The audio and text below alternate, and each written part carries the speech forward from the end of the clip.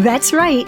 It's the inevitably nonsensical, yet hopefully enjoyable, After Movie Diner. If you enjoy the show and have pursued the recommended treatment from your medical providers, why not support the show on Patreon?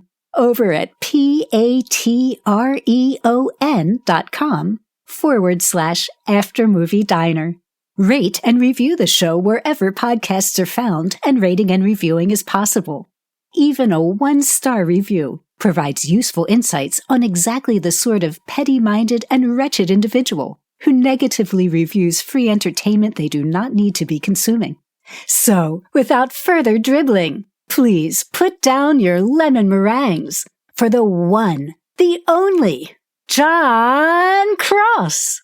Well, hi there, rap fans. So, this episode of the After Movie Diner was recorded a while ago, and I thought I had posted it. I really thought this had already gone out. I could have sworn I'd listened to it. So I'm a little confused as to how it didn't go out.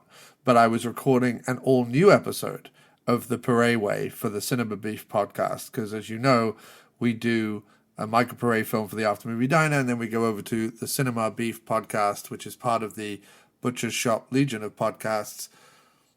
We go over there and do a Paré episode as well, me and my brother Gary Hills. So this was an episode that I could have sworn went out, and instead Gary reminded me when we were going to record the new one for the Cinema Beef show. He said, are you ever going to put out Into the Sun? I was like, I thought I already did. So anyway, that explains this show. It also explains why at the beginning of the show I'm talking about having not yet started the PM Entertainment podcast, even though everyone out there knows that we are now 6 episodes deep into the PM Entertainment podcast. So this was recorded at least 7 weeks ago. So I apologize for that. Anyway, let's get on with the show. So yeah, I've been on a PM Entertainment kick lately, and I'm glad you brought it up, sir, because exciting news. I'm listening, brother. Exciting news, because I wasn't going to announce this so soon, but I created the Facebook and Instagram profile just to make sure that I definitely had the correct username and everything that I wanted. And Don the Dragon Wilson found it and reshared it. So the cat is now out of the bag because Don Wilson shared this. I will be doing, in addition to the Paré Way episodes of the After Movie Diner podcast, which are not going anywhere whatsoever, I will be doing the first and currently the only PM Entertainment focused podcast. There you go. That is right, sir. I am launching the PM Entertainment podcast.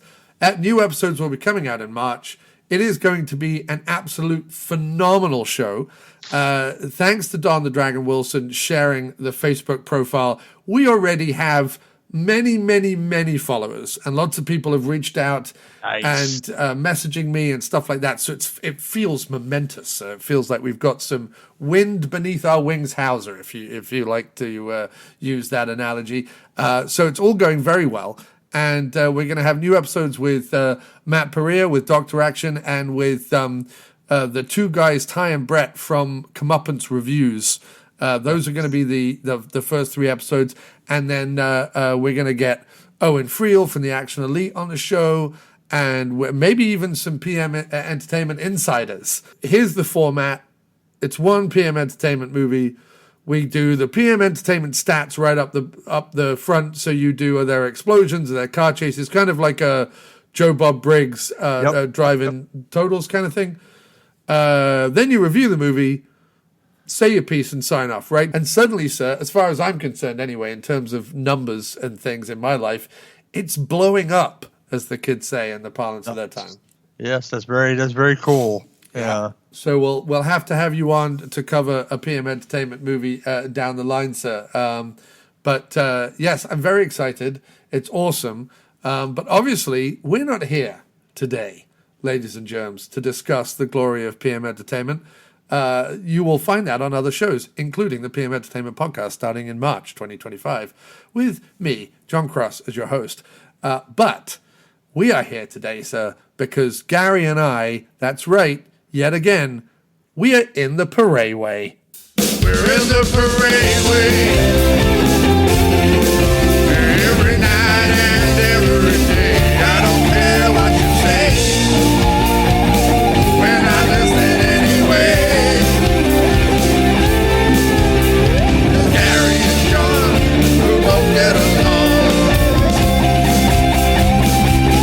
are in the Paré way. Okay. It's a game that we have to play. We both look like a parade. This is how we will stay. I don't know how better to convey. So I put it in song to Gary and John. But where they belong, they're in the Parade way.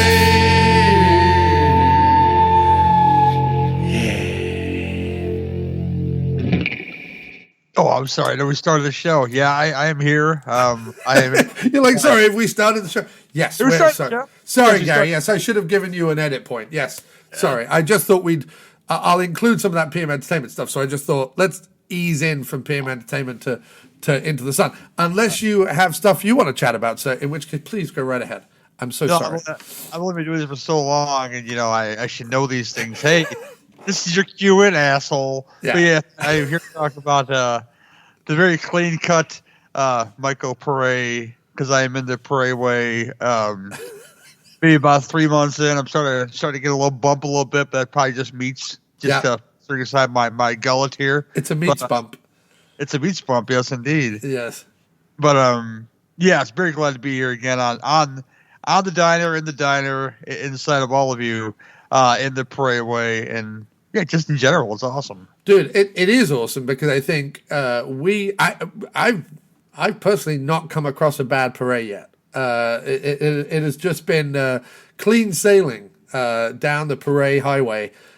So I'm very happy about that. I cannot wait to get stuck in to this film. But also, sir, there was a VHS pick, and I'd like you to tell the listening several what that was. We were doing the Kris Kristofferson. Well, I'll say a hairless Kris Kristofferson. Sans beard. Yes, sans beard, featuring him, Drew Barrymore, Martin Landau. Our VHS pick is No Place to Hide. No Place to Hide. In a cult film of sorts. We'll get into that, I'm sure. It's a canon film, no less. It is a canon film, yes, indeed. Yes, indeed. And not spoken favorably about by the leading actor, Kris Kristofferson.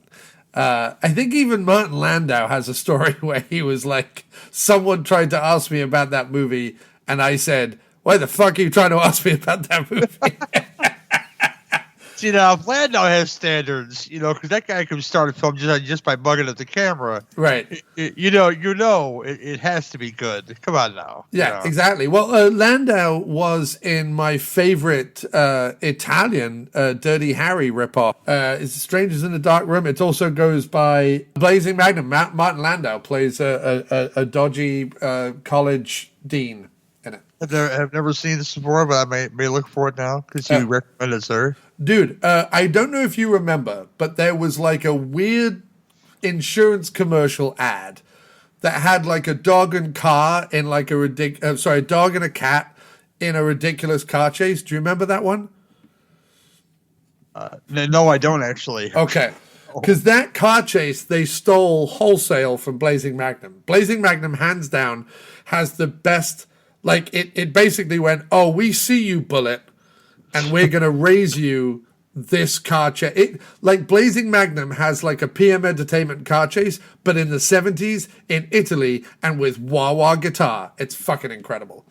Now, when you say stole, does that mean, like, in the trauma sense, or where they use the same car crash in, like, 97 movies? Is it that? Oh, no. The commercial, the insurance company commercial, I think it was Geico, basically just took that entire car chase and then superimposed a dog and a cat inside the car. So, because the car chase is so ridiculous that no one, like, and it was so 70s that, like, when it was presented as a commercial, people were understandably like, where the hell did they get this from? And I knew, and nobody else did.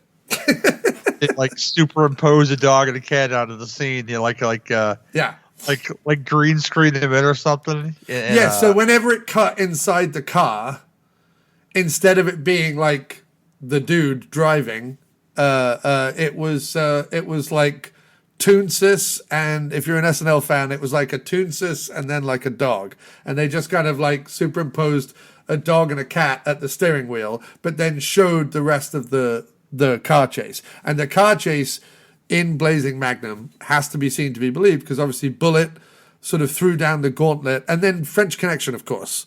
Bullet and French Connection threw down the American car chase gauntlet, and the Italians were, we see you, French Connection and Bullet, and we're going to raise you doing mad donuts near a pier in Italy. And by gosh, do they manage to top, but I think the car chase in Blazing Magnum goes on like 35 minutes or something. Toons' the cat who could drive a car segments in SNL. I love these episodes so much still because the acting is so exquisite that they just go with this heinous puppet just driving this car. Yes, and I love it for that reason, you know. And I was right. It was Martin Landau who, despite co-starring in the film, often expressed embarrassment about having worked on it. He once met a fan at the LAX Hilton who brought up the movie, and Landau smiled and shook his head before responding, "Of all the pictures I've made, why would you ask me about that one?" Which means that Landau, somewhere in his head, puts Blazing Magnum above No Place to Hide, which gives me no end of pleasure. Not only that, but the one that he did with Sir Donald of the Pleasance and Jack Palance, yes. Alone in the Dark, which his crowning achievement, surely. Donnie P with a giant spatula, just right. Going to work in that opening scene. Oh yes, he's got the old pizza flipper, right? Or the big like giant chef spatula, the big metal one. Yeah, if you want one that's like 5 times its size, he's all set. You know, he'll flip 6 burgers with that thing. Listen, you better know that Pleasance can flip 6 burgers at once. You know that to be a fact. Oh yeah, that's just how Donnie P is built. Donnie P is ready for action. But I just think that, you know, Palance, Pleasance, Landau, and the man who would become Murdoch in the A-Team, that's a pretty incredible cast list right there. And if you're not turning this off and going to watch Alone in the Dark right now, then I'm surprised at you, because I might finish this podcast later and go watch Alone in the Dark myself, because I'm saying it again, Gary, for the cheap seats. Pleasance, Palance, Landau, and Dwight Schultz, the man who would be Murdoch. And the late, I forget the man's name, Erland Von Leith, I think his name is. He was only in like 5 things. Right. But they're all memorable. The Wanderers, Stir Crazy, Dynamo, and The Running Man. Yeah. He's in like 4 or 5 things, and then he passed away, and that makes me very sad. But he was quite the presence in whatever he was in. Yeah, I've always said that, like, those kind of careers where you happen to be in, just 5 or 6 well-regarded, will live forever movies, even if you're like the George Buck Flower and you're only in like a scene or 2 as some sort of hobo or something. I would love that career. I would just love to be able to be like, sure, I was in The Running Man and I was in Alone in the Dark with Pleasance, Palance, Schultz, and Landau. I can see George Buck Flower working for a 6-pack of High Life and Craft Services. Right, exactly. He's like, fuck, I get to eat this weekend. Check it out, guys.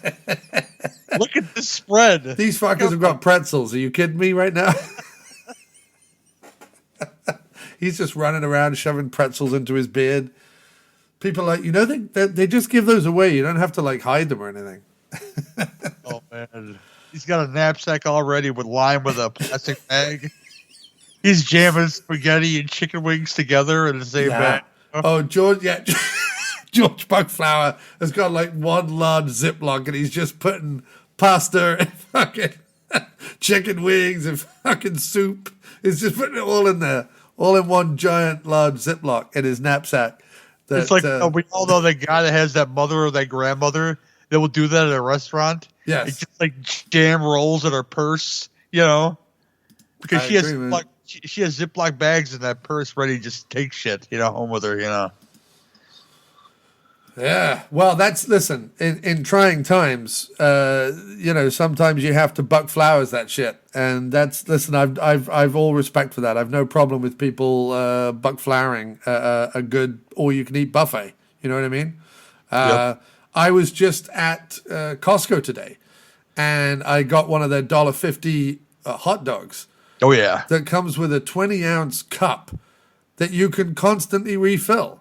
Well, I mean, right there. That's $1.50. Where else on the planet can you buy anything for under $5 these days? Even gum is like $5 these days. Like fucking $1.50 and you get free refills? Come on now. Costco doing the Lord's work out here. Costco get to get that slice of pizza too, and just get it in you, man. Dude, I did that today. I had the slice of the cheese because it looked like, I don't know if you have this, Gary. I don't know if you feel this way about it, right? There are the more elegant pizzas. You know what I mean? There are the more like fanciful pizzas. Some people like something with a mozzarella on it. You know what I mean? Maybe a little basil leaf or some fucking frou-frou shit on top of it, right? But there's sometimes where you want that like cheap pizza. It's got like the tomato sauce that's just slightly too tomatoey. You know what I mean? It's a little heightened in everything. A lot of salt, a lot of sugar in that tomato sauce, right? Then they've just fucking layered any cheese that they could scrape up from a grill. You know what I mean? They've just gone, fuck it. We got some cheddar. We've got some American. We've got some Swiss. Doesn't matter what. And they've just melted that fucker within an inch of its life right on top of the thick, rich tomato sauce. And I tell you what, sometimes that's the pizza you want. Am I right or am I right, Gary? Well, it's like when you go home, you feel like you revert back to your hood instincts, and this happens all too often with me. Yes. And not often enough, if you ask me. Yeah. And you say, hey, I don't need a hamburger bun. I got white bread, because that's how Mama used to make it. And, right. You get that $2.50 pizza from Aldi's, and you fucking judge it up. And that's what you do. You add extra shit to it, Dude, that's what I used to do when I was living on my own in the Bronx. Back when you sent me my delightful ukulele. Back when I was living in the Bronx and having the rough time of it, not having the greatest time of it. That's what I used to do. I used to get the pot noodles, the noodles in a carton, right? And I would get like a bunch of hot dogs. And I would have like my roommate at the time, like when you get Chinese takeout, you get like 7,000 packets of soy sauce. Oh, yeah. Right? I would take like a few of the free soy sauce packets, the fucking noodles, the hot dogs, and maybe like a mushroom and just fucking work magic with it. You know what I mean? One night, I didn't have any of that shit. I just had the noodles, and my roommate had a little bit of red wine left, and I just put fucking red wine in that. Like you're fucking Bobby Flay or something. Like a fucking a cordon bleu chef, and I'm just fucking red wining up my... I think once, dude, I put red wine in a Chef Boyardee, and I don't think I'm kidding. I think I was like, I'm going to take a Boyardee with the tiny little polpette meatballs and the highly sugared spaghetti. Just going to splash a little red wine in there, maybe some oregano if it's lying around. Just fucking zhuzh it up a bit, hood style, right? You should do like YouTube videos of this just to show people how to, you could do a whole set of videos on ramen, just on ramen alone. Yeah. The fucking pot noodle chef. I'm sure there's one guy doing that already.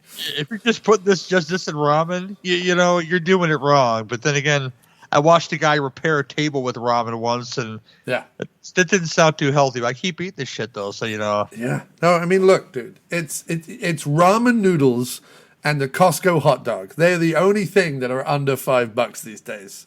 You know what I mean? So go with it. Go with the hot dog and the ramen noodles. In fact, go to Costco. There's an idea. Get your 25-cent noodles from the supermarket. Go to Costco. Get your $1.50 hot dog. Listen, right there, you've got a party, sir. Just ask for an extra cup of the hot dog water. That's the water you use for the noodles. Come on now. We're thinking right now. If you got some margarine and some garlic powder, man, some garlic salt, right? You get a fine ghetto garlic bread with that bun right there. So you got some hot dogs and some pot noodles together. right? Sliced with perfection. And you got some ghetto garlic bread right there, you know? Dude, can you imagine going up to the counter at Costco with your hot dog buns splayed out, covered in butter and garlic powder, and just going, hey, whip that under the grill for me, buddy. Just toast that fucker up. I'm having some ghetto garlic bread. Oh, man. Dude, who wouldn't want that? That's living right there. That is pure living. If you have never done that, you've never lived. I posit to you that you have never truly lived till you've walked on the Costco pot noodle wild side. Oh, man, the shit we talk about, John, that's fine, though, man. No, it's great. Listen, man, we've all had that. Look, everyone has had that experience. We've all had that cheap pizza, and we've all done look, what have I got? Some noodles or some Chef Boyardee? How do I zhuzh this up so I don't feel like quite so much as a garbage person eating this fucking food? But you zhuzh it up a bit, and you actually feel like a king. What you learn is you feel like a king. And one of my favorite things to do back when I was at university was a friend of mine and I would go halves on a on a roasted chicken, like a spit roasted chicken, right? Oh, yeah.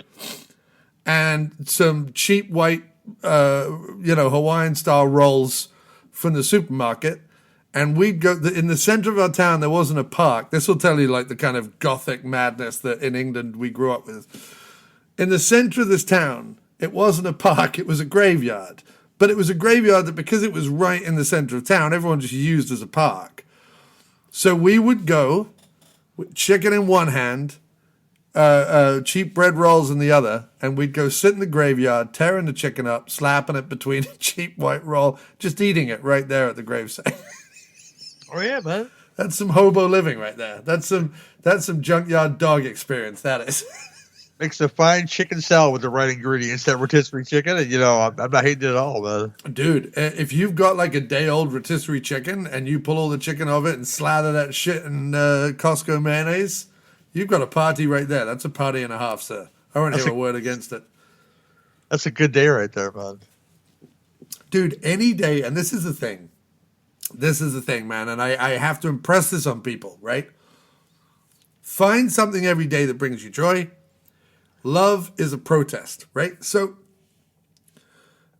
the fuckers can't bring you down if you go out into the world and be like, today I'm getting some graveyard chicken.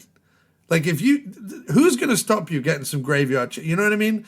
Like there's no law against graveyard chicken that I've read anywhere. So like, just if you go get graveyard chicken, you'd be surprised how all the fucking troubles of the world roll away. Go get yourself that $1.50 hot dog. Dunk it in some hot dog water pot noodles and have a fucking wonderful time. Because if you've never done that, then that might be the reason why you're not very happy. You need to go do something like that and then go, oh, that's right. Even at my worst, at my simplest, I can find joy in something. That, my friend, is the best lesson I can give anyone at any time ever. Honestly, between you and me, this is John now of the present, not John of the past. It's weird to hear me sounding so positive and optimistic. Apparently 8 weeks ago was whenever I recorded this, was a much better time. I can't imagine what's happened since then. Can you?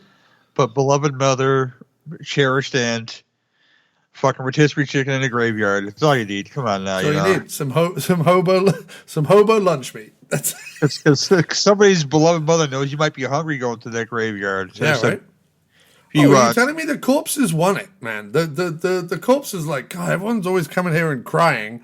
Give me the whiff of a rotisserie chicken and the slight waft of a hobo's thigh, and they're happy, man. That's what they want in life. And why not? Who are we to deny the dead? Oh, yes.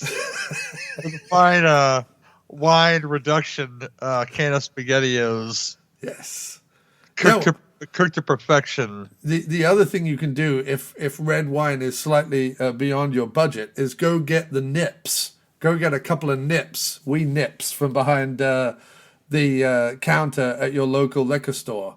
So, like normally, whenever you see nips by the side of the road, and I don't know if this happens where you are, Gary, but where we are, there is a plague of nips which means that country hedgerows and sort of green dells that live next to the windy back roads of New England, where I live, are often layered with nips, the tiny bottles, the very tiny bottles of liquor that you get. And it's normally what people have told me, because I was like, what are all these little bottles? And Kim was like, the nips, yes. And in fact, our mayor of New Milford, I'm not even kidding, weekly posts the number of nips that they've picked up. I'm not even kidding. The mayor of my town has a weekly nip count. Bear that in mind.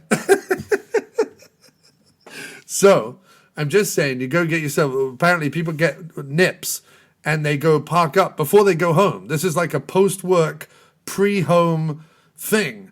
And it makes me so sad, Gary, that someone would, before they go home, feel such anxiety, either from the stress of the day, like that makes me sad that their day is so stressful, or that the only time they get alone with themselves ever in their life, or the only time that they're remotely at peace, is necking a quick nip in a hedgerow. And that to me saddens me. And I would say maybe the nip is you're not going to find any answers at the bottom of a nip, right? It's a little rougher to hide a fifth, but if you buy those nips, and this is how it works. In the ghetto in the Sun State, you get that cheap, Arizona can drink, which I happen to love. They pour a little off. They pour the nip in there. The Arizona tea. Yes. Yes. They pour the nip in there. It's Dude, tea and nips is an old standard. It's an old classic. It's yeah, we've all been there. We've all been to the tea and nips barbecue. The tea and nips buffet. If you put that on a poster, it can be taken many different ways. Someone's going to be very disappointed at the tea and nips party. Right. If you say there's a tea and nips buffet happening down the street, and instead of going around the corner and seeing a wonderful bevy of bathing beauties, you see three dirty hobos consuming peach snap nips and Arizona tea in a hedgerow. That would be... I mean, imagine the surprise. You were expecting tea and nips, and instead you got tea and nips. See, those are the nips you probably don't want unless you're into that sort of thing. Which I don't really kink shame anybody, but no. But that's what I was going to say is the schnapps that they normally pick up. Sorry, the nips that they normally pick up are something like peach snaps or cranberry vodka or something. They're never. It's never the whiskey nips or the high-end nips. It's always what's the cheapest? Schnapps? Okay, fine. We'll get the peach schnapps nips, and we'll hastily consume 5 before we drive home to our wife who doesn't love us anymore. All this talk, I'm all hot and bothered, Come on now. What, hot and bothered by the idea of hanging out in a hedgerow with some hobos? Oh, yeah. Yeah. Hobo nips and it's cold outside. That is my kind of partying, Gary. That is my kind of partying, and I love it. I love it. All right. Is there anything going on, sir, that you want to talk about, announce, or anything like that before we... and also, please pick either the VHS pick of No Place to Hide or the Paré pick of Into the Sun as our first movie. So if you have anything to promote, go ahead now.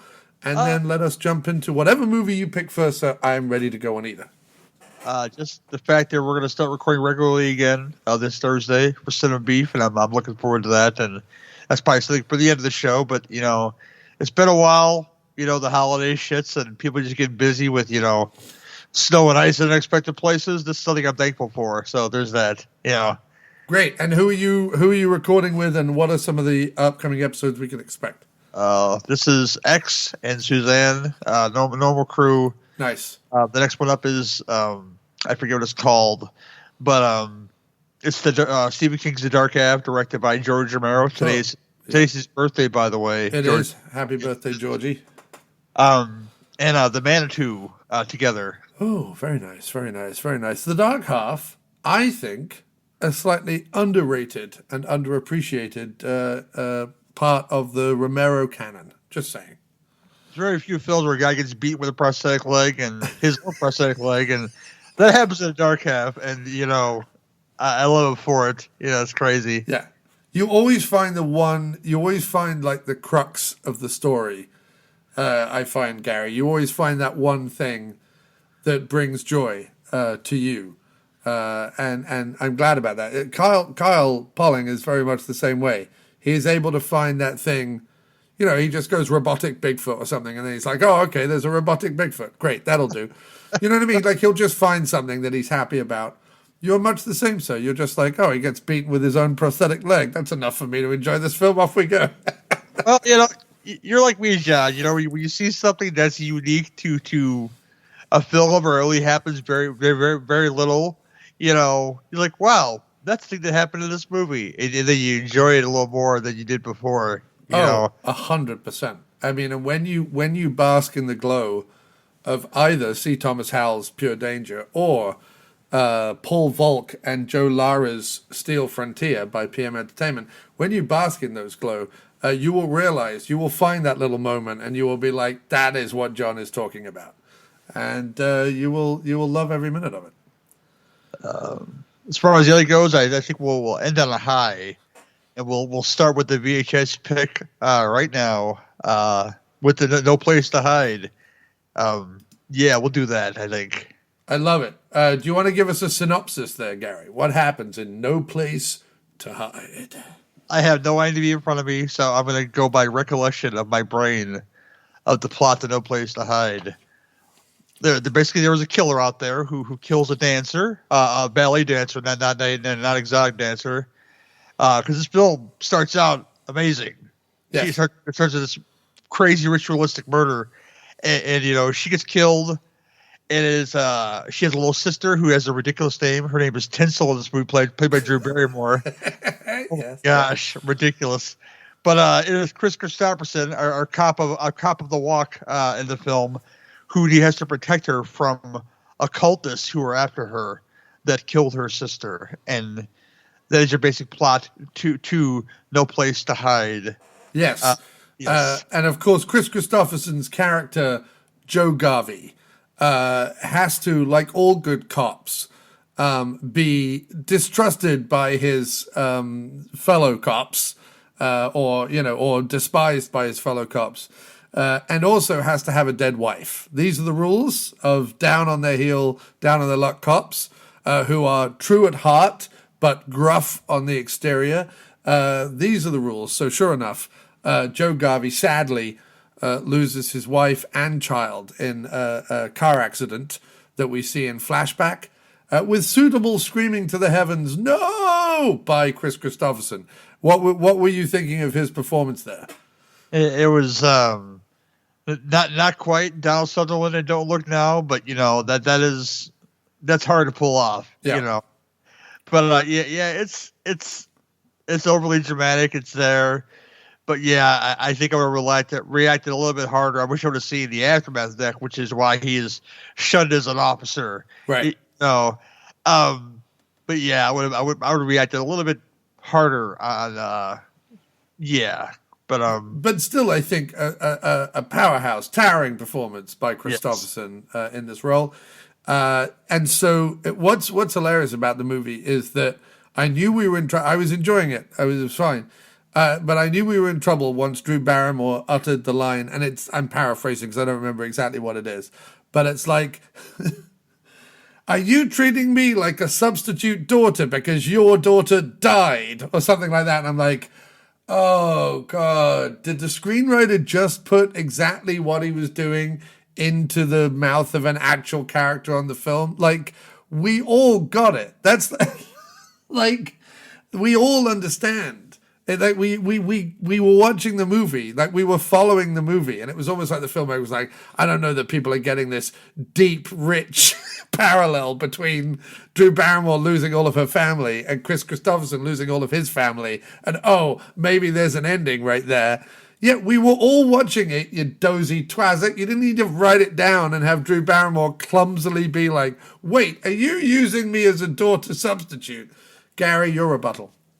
Yeah, it's a thing that happens because, of course, she finds out, through rummaging through his shit that he had a family. So, she's a person who never had any help, apparently, except for her apparently very fast sister. Or sort of, I don't even know. So she's suspect of everything, including about, wardrobe, because this guy, the same guy who has these protective feelings for her, basically calls her a whore in every other scene because of the way she dresses. But, Well, he never uses that exact term, but I think he says, 13-year-olds dress like this or something like that, in an incredulous way. But yes, lots of commentary on Drew Barrymore's choice of dress. And yeah, what's weird about this movie is so complex because essentially it's all cliche. Essentially, you're just watching a thing and you're like, yep, grumpy cop with dead family has to take a girl in. Like it's exactly what Statham does now. Like if you watch Safe or whatever, the first half of Safe, Statham's like, oh, I can't look after you, whatever the fuck, blah, blah, blah, blah, blah. And then by the end of Safe, Jason's like, I will die for you and everything, you stand for, whatever, right? And like, that's the thing, right? Older, gruff, miserable fucker has to protect young girl who, even though she's a whiny, annoying little shit, is going to win over the gruff, miserable, lonely piece of shit. And by the end of it, everything's going to be happy. We already know. So that's already happening, right? And there's all this indication that her sister was actually, although she was this sort of classy ballerina, that was actually behind the scenes, probably, wrapped up in some sort of weird sex thing. And then the movie starts off with a completely uncategoristic, unless I suppose you're talking about like the Death Wish sequels or something, like murder scene that looks like something out of Dario Argento or Lucio Fulci's or Michel Suave's worst giallo. Yeah, it doesn't go hard on it, but you get the idea, I mean, he goes hard. He tears, like, she steps out from behind the sort of wavy gauze at the back of the theater while the rest of her friends are still performing. He tears her costume in half, starts ugly massaging her breasts with his creepy black leather gloved hand, and then sort of strangles her and repeatedly stabs her and then slashes her face. Like it's I was so like, oh, okay, it's that kind of canon film, because I was thinking it was more like mainstream canon film, and I was like, oh no, it's a Chuck Bronson gritty, Death Wish sequel kind of canon film. Okay, I know which round we're in now. And then cut to like 20 minutes of Drew Barrymore bothering the piss out of Kris Kristofferson. I was like, wait, where's the guy in the black hat who's feeling up boobies and killing women? Well, can we have him back, please? Not to mention, the most of her dialogue is told in inner monologue. Right, so she writes in her diary, yeah? She writes in her diary, yes. What about O.J. Simpson's cameo as Kris Kristofferson, who, at the height of the case, needs to leave her with someone to be protected, leaves her with the Juice in a wheelchair. who's aptly named, the most inspired Allie Wheeler, who's a cop who has a spinal injury, who's in a wheelchair now, but is an awesome protector for this young child who has cultists or somebody after her. No match though for the two guys who are built like brick shit houses and carrying heavy artillery. The Juice in a wheelchair, no match for those two fuckers. Don't worry, he has something heavy waiting behind the door, and he knows that. Now this should have been like, I mean, this is Naked Gun era, O.J. Simpson. He's still, he's not doing much action as he was once back in the day, but he is a learned actor in genre film. Yes. Now, you would hope like, hey, he sets some stuff up where he has guns throughout the house just in case some shit happens.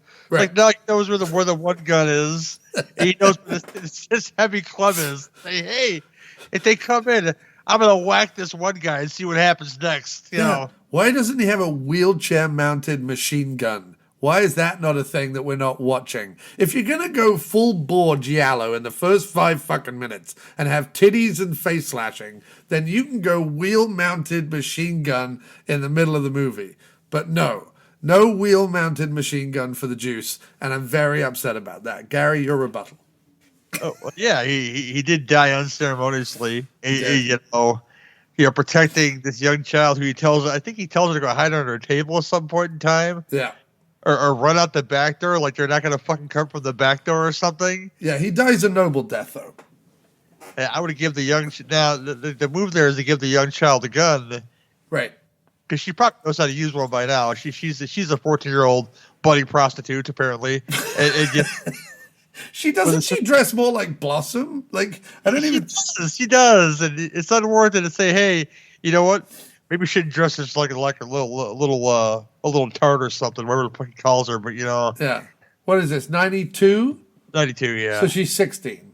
Yeah. 16, 17. I put too much stuff, but if you listen to some of the inner dialogue that she writes about this man in her diary, yeah, especially like later scenes, yeah, it's almost like a trashy romance novel in a way. It's like, I want to look at him, but he make sure he's not looking at me, that kind of shit, but not in that way, but you can tell she's kind of like in love with him in the way that Matilda is in love with Leon in The Professional, in a way. Right, yeah. I mean, it doesn't come off as creepy, though. I think it rings as true. I imagine girls have crushes on, like, older, handsome Kristofferson type men who take them under their wing and don't try to abuse them or shit on them or beat them up, but they just, like, here's some new clothes and here's some food and go to bed.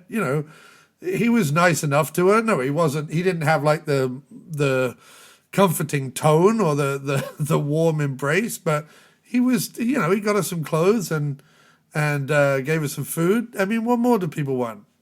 Give her a spot with the nuns. Now you need the nuns with guns scene in this film too, because eventually he sends her to some. I don't even know what it is, a monastery or something. It's like a school, I guess, that's away from occultists because they're not going to be able to find her there at all. But what he doesn't realize is he's leading her right into the den of the killer from Silent Night, Deadly Night. Because had she stayed at that nunnery or the monastery or whatever it was, the nun in this movie is the same nun as in Silent Night, Deadly Night. And so... Really? Did you not realize that? No, I didn't realize that. Yeah, she is the same nun in both movies. And so, she would have all got all cozy, and then Christmas would have come around, and old guy from Silent Night, Deadly Night would come around being like, kill, bad, and she would have got an axe to the face. And then where would Tinsel Handley be, huh? Tinsel Handley be writing about sexy Santa in her diary. Right. She might have a Santa fetish. I don't know. Because Tinsel has daddy issues clearly, and Look at that dude, Tinsel, and the woman from Silent Night, Deadly Night is in this movie. Coincidence? I think not. That tracks. Yes, it does. It does track, my friend. It tracks very much so. Lillian Chauvin, or Chauvin, or Chauvin. Or Chauvin, or Halvin. Halvin. Lillian Calvin, or Chauvin.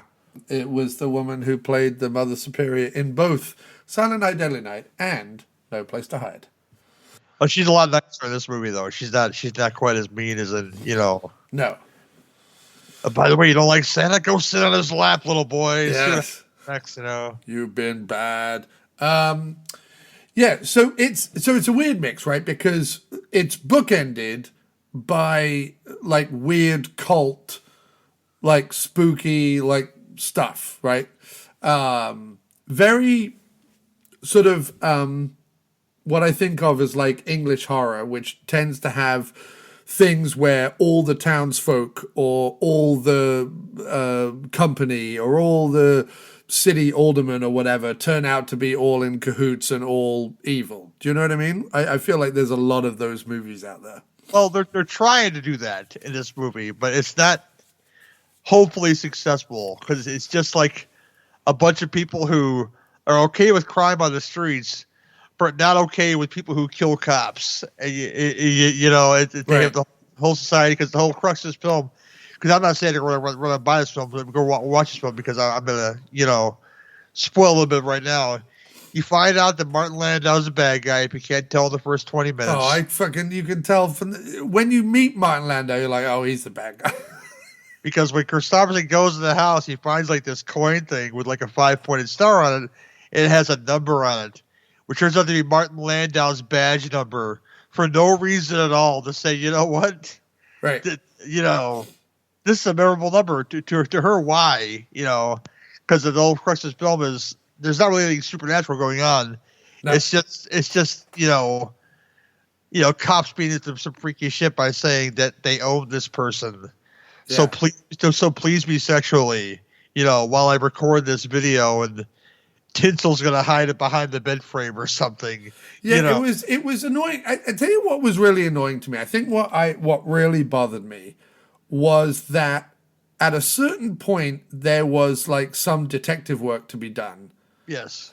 And I'm often into that. Like, I'm like, yes, I want to watch Kris Kristofferson like solve this crime, and hopefully along the way the guy in the black coat and trilby hat will giallo his way through a couple more ballerinas, right? Yeah.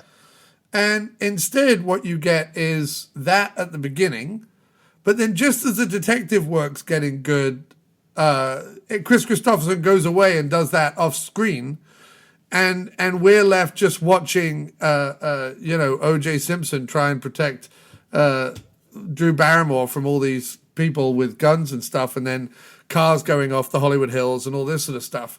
And I'm just like, all right, I don't know what's going on, but all right. And then he comes back into it, and then she's like, oh, I found this tape. Oh, that's convenient. What's on the tape? Oh, it's a scene that appears to be my sister doing weird sex stuff. Okay. Then he's like, take it to the lab, zoom in on it. And I fucking always hate this. When a writer can't fucking figure anything out, he's like, oh, the detective will notice something over in the corner of this grainy video. He will ask a lab technician to do something that is literally, even today, with AI, completely impossible. And that is to zoom into fucking grainy black and white footage and somehow magically make it clearer. It's not true. It's not possible. It's horse shittery of the highest order. And it is the avenue of the weak man to write that in your script. And basically zooms in, goes, oh, it's Martin Landau's fucking badge number.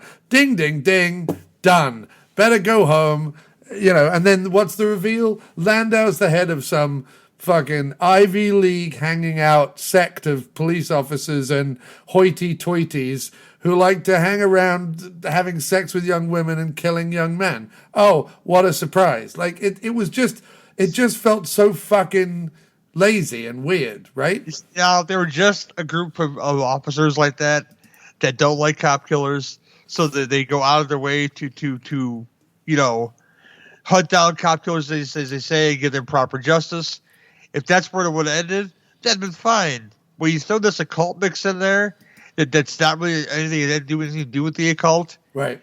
They need to go harder with the occult stuff. Yeah, either lean into that or lean. It was, I tell you what, it felt like Cannon got two scripts. One which was about a grizzled old detective looking after a young girl and learning true lessons about life. And then the other one was like a slasher film. And Golan and Globus just went, put them two together. We don't have the money anymore to make two films, so let's just make one film and put Kristofferson in it anyway. It starts hard. It starts with that opening scene where you say, there's this cloak guy. He's saying, take your top off. And she takes her top off, and then he cuts into her like very, very Italian style, very graphically. And you find out that, the cuts in her body are the form of this star, and then that's where the occult stuff stops. Yeah, now should have dug into that a bit more to say, hey, let's make this put some more other real occult shit. Like maybe somebody goes shit. The Golden Child has more occult shit. At least they got the oatmeal with the blood. Right, and Brother Numsy. They kill that prostitute in that movie, but Yeah, that movie's fucking hardcore. For like a movie that's another great movie about, a grizzled cop, not so grizzled, but, a cop who doesn't want to be doing the job, looking after a kid, the golden child.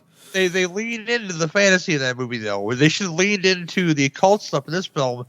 It would have made much more sense, a more enjoyable experience that these guys just aren't, hey, we got to shut this girl up. Like, no. These guys are some hardcore, sexual occult shit. Right. And then it seems stupid that they were just like, well, we've just got to kill her and her sister. Like, if screenwriting 101, don't just kill her and then the only other person you've got to do is kill the other woman in the movie. No. No audience is going to sit there for an hour going, wait, I thought this was a movie about titties and slashing. That's what I wanted. I wanted slash titties and occult goings on is what I wanted. That's what I signed up for in the first 10 minutes. And then, the reason they want to kill Tinsel is like, they're like, hey, she's the only one who knows things. Clearly not, because her sister had the friend who knew everything, and they were trying to kill her at all. Right, but not in that. This was the thing. They were like, we've got to kill Tinsel because she might know something. She clearly doesn't know anything. Like, if she knew something, Kris Kristofferson would have shown up. Kris Kristofferson would have shown up. She would have gone, it's this guy, Martin Landau, in a hat. He would have been like, oh, it's funny, I work for that guy. Movie over. So, like, this is what always drives me nuts about screenwriters who don't fucking think through their plots.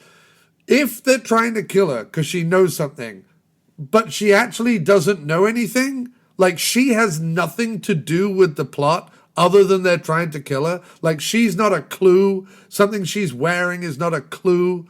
Like, her bloodline or whatever, some fucking cult thing is not a clue. Like, if she doesn't know anything and nothing is relevant about her in the cult, that's a dumb plot, right, Gary? It is. It's very disjointed in that sense, and I'd say abysmally frustrating. And I feel this where you're looking for something. You're looking for the occult stuff to happen, but you're also looking for a viable reason for all this to be happening. Yeah. And at the end, just kind of sits there. Well, there's no. I'm sorry.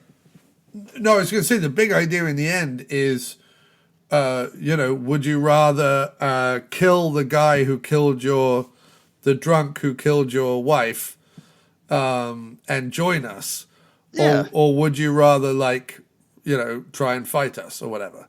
And so that's kind of like a neat idea, I guess. The trouble is that the guy who killed his wife is none other than Kane Hodder.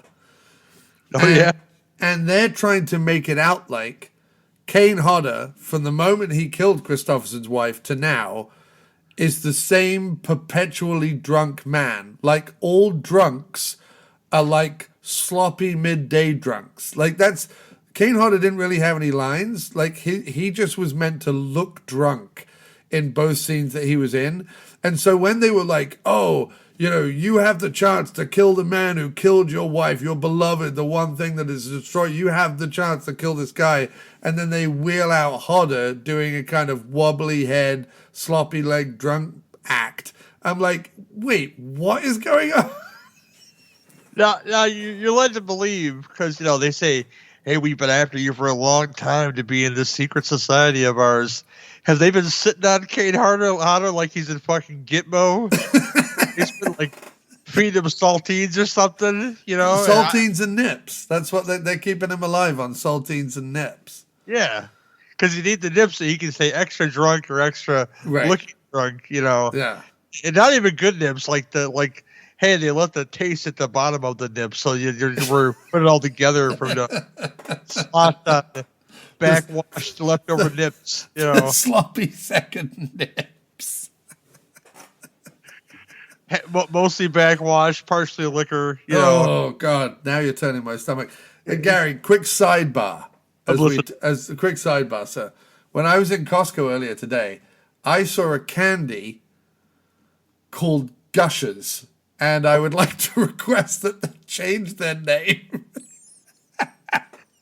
I mean, Gushers. What the fuck? What's next? Squirters? Like what? Have you eaten a gusher before?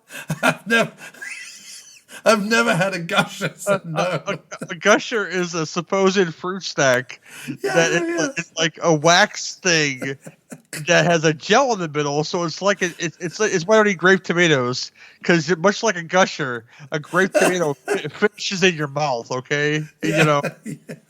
Dude, I saw the name of them. And I'm like, what is it in this country? Like when I first moved to this country, like back in 2007, when I first lived in this country, I did an Instagram post or Facebook post or whatever about the funny named sweet delights that you find in the supermarket. Think that like you can get like caramel nips. Like that's a thing. And then you've got really gross shit. Like, isn't there like Spunkmeyer or something? Oh yeah, Otis Spunkmeyer makes delicious cookies. Yeah. So you got Otis, but then you've got Little Debbie's honey buns. Can we just have a moment here? Who the fuck said out loud in a marketing meeting, like I'm going back to like the Mad Men era or whatever. Uh-huh. Who the fuck said Little Debbie's honey buns, and everyone just went, sure, that sounds fine. That doesn't sound like pedophile talk at all. Well, Little Debbie, they're a warlock in themselves. I do love the Little Debbie. I eat a lot of them, probably all week long. I shouldn't be eating, but they had this peanut butter chocolate confection with wafer cookies used to be called the Nutty Bar, which is now called the Nutty Buddy, which are both something that you might have fun with a friend with doing. Yeah, but fun with the friend. I mean, to each your own. I'm not going to name anybody, like I said. But gushers, they will finish in your mouth, and it's for that reason I don't like them. Yeah, like gushers, squirters. You could just see the whiteboard in the marketing meeting, and I'm going back to like the 1990s kind of marketing, like kind of short blonde power hair. You know what I mean? Like a tight gray business suit, and she's like, "These are the words that we came up with."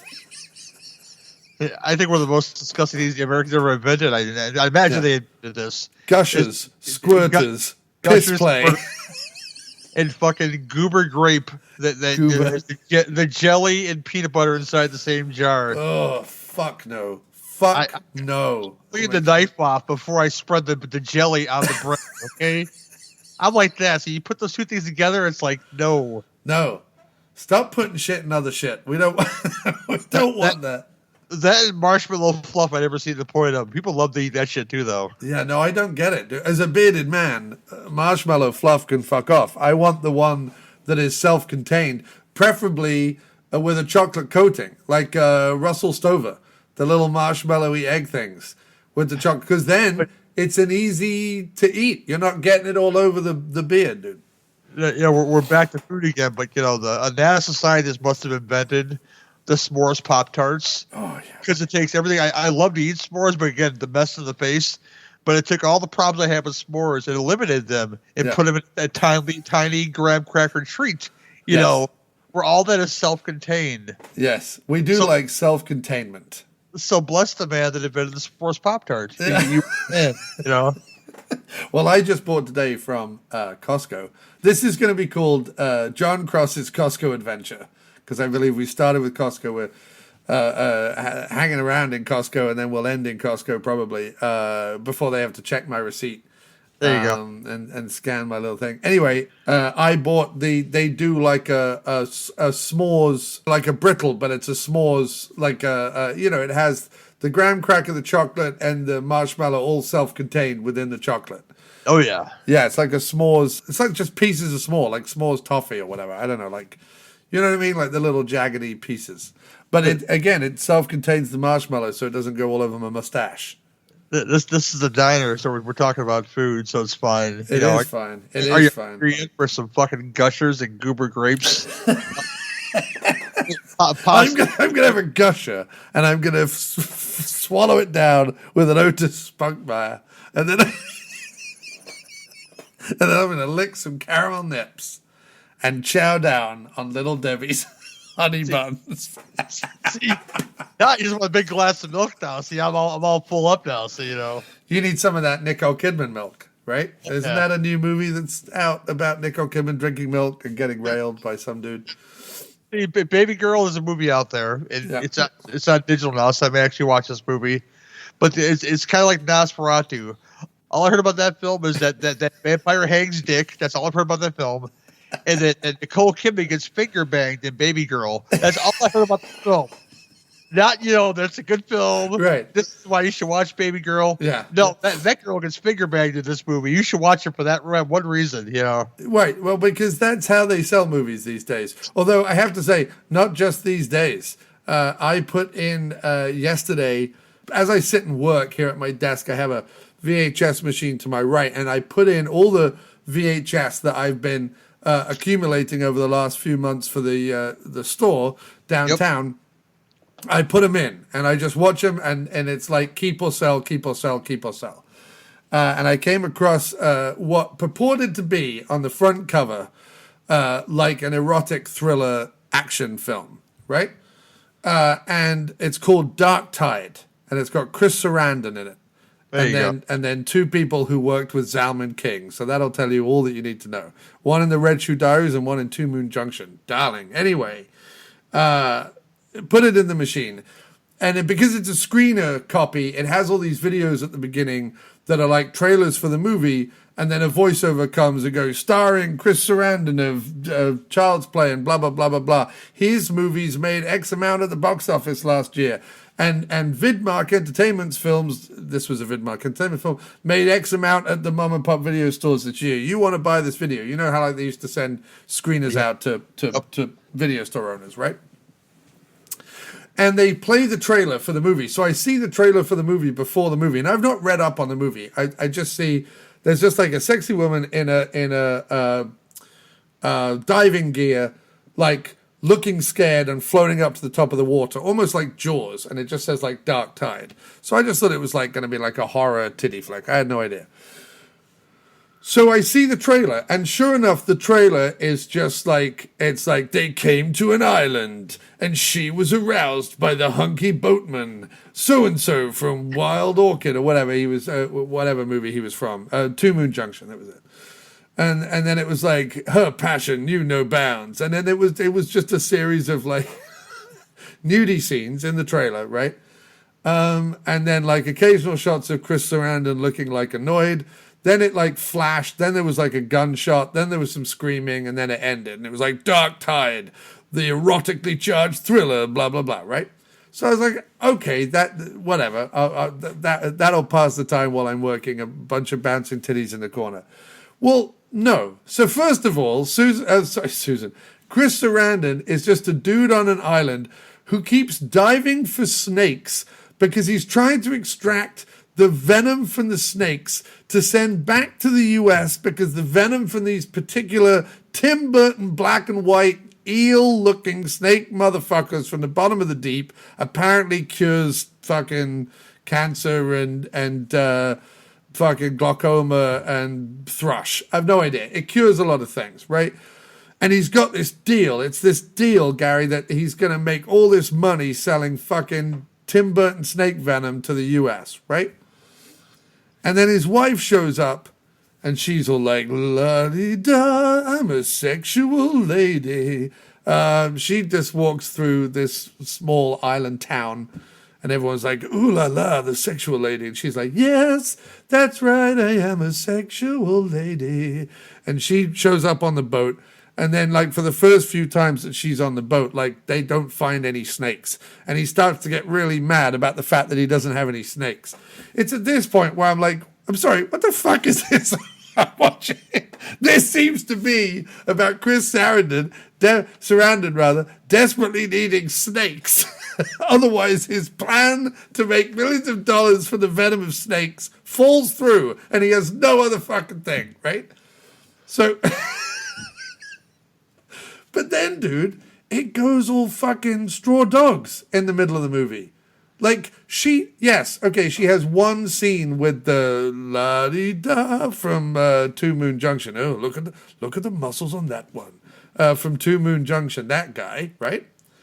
She has one scene with him where she's like, oh, the vapors overcame me in a dimly lit pool underneath some caves that he took me to conveniently on his day off, right? They have one scene, and then she's like, look, that can't happen again. I want to give my relationship a chance. Please don't come near me again. It's all fine, blah, blah, blah, blah, blah. The rest of the movie, and I'm not kidding, Gary, was like people chasing her, people beating her up, and people like raping her. That was the rest of the, and I was like,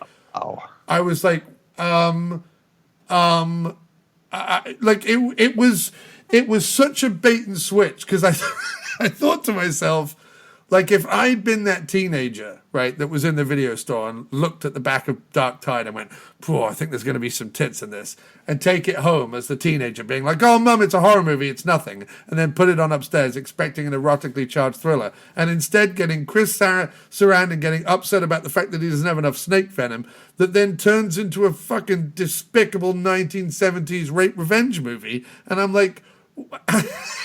I was like, it's got to be the worst bait and switch in cinema ever, dude. See, at least, in Straw Dogs, when they come to the village or to go live in their English cottage, all the dudes that Susan George fucked in that movie, I apparently she fucked the whole village. Right. Just smell her vagina and say, who's this asshole she's with? Right. And then they go invade the house, and, Dustin Hoffman's got to step up. This just sounds like a very disjointed movie. Oh, it was weird, dude, because I'm like, it was so weird to me, because clearly, like, the screenwriter said to himself, well, hang on a second. I've got to have this couple on an island. One person in the couple has to be older than the other person. I need an excuse why he would be on the boat and she wouldn't be on the boat, and then blah, blah, blah, blah, blah, and then this can happen and that can happen. Wait. What if they're collecting something from the ocean?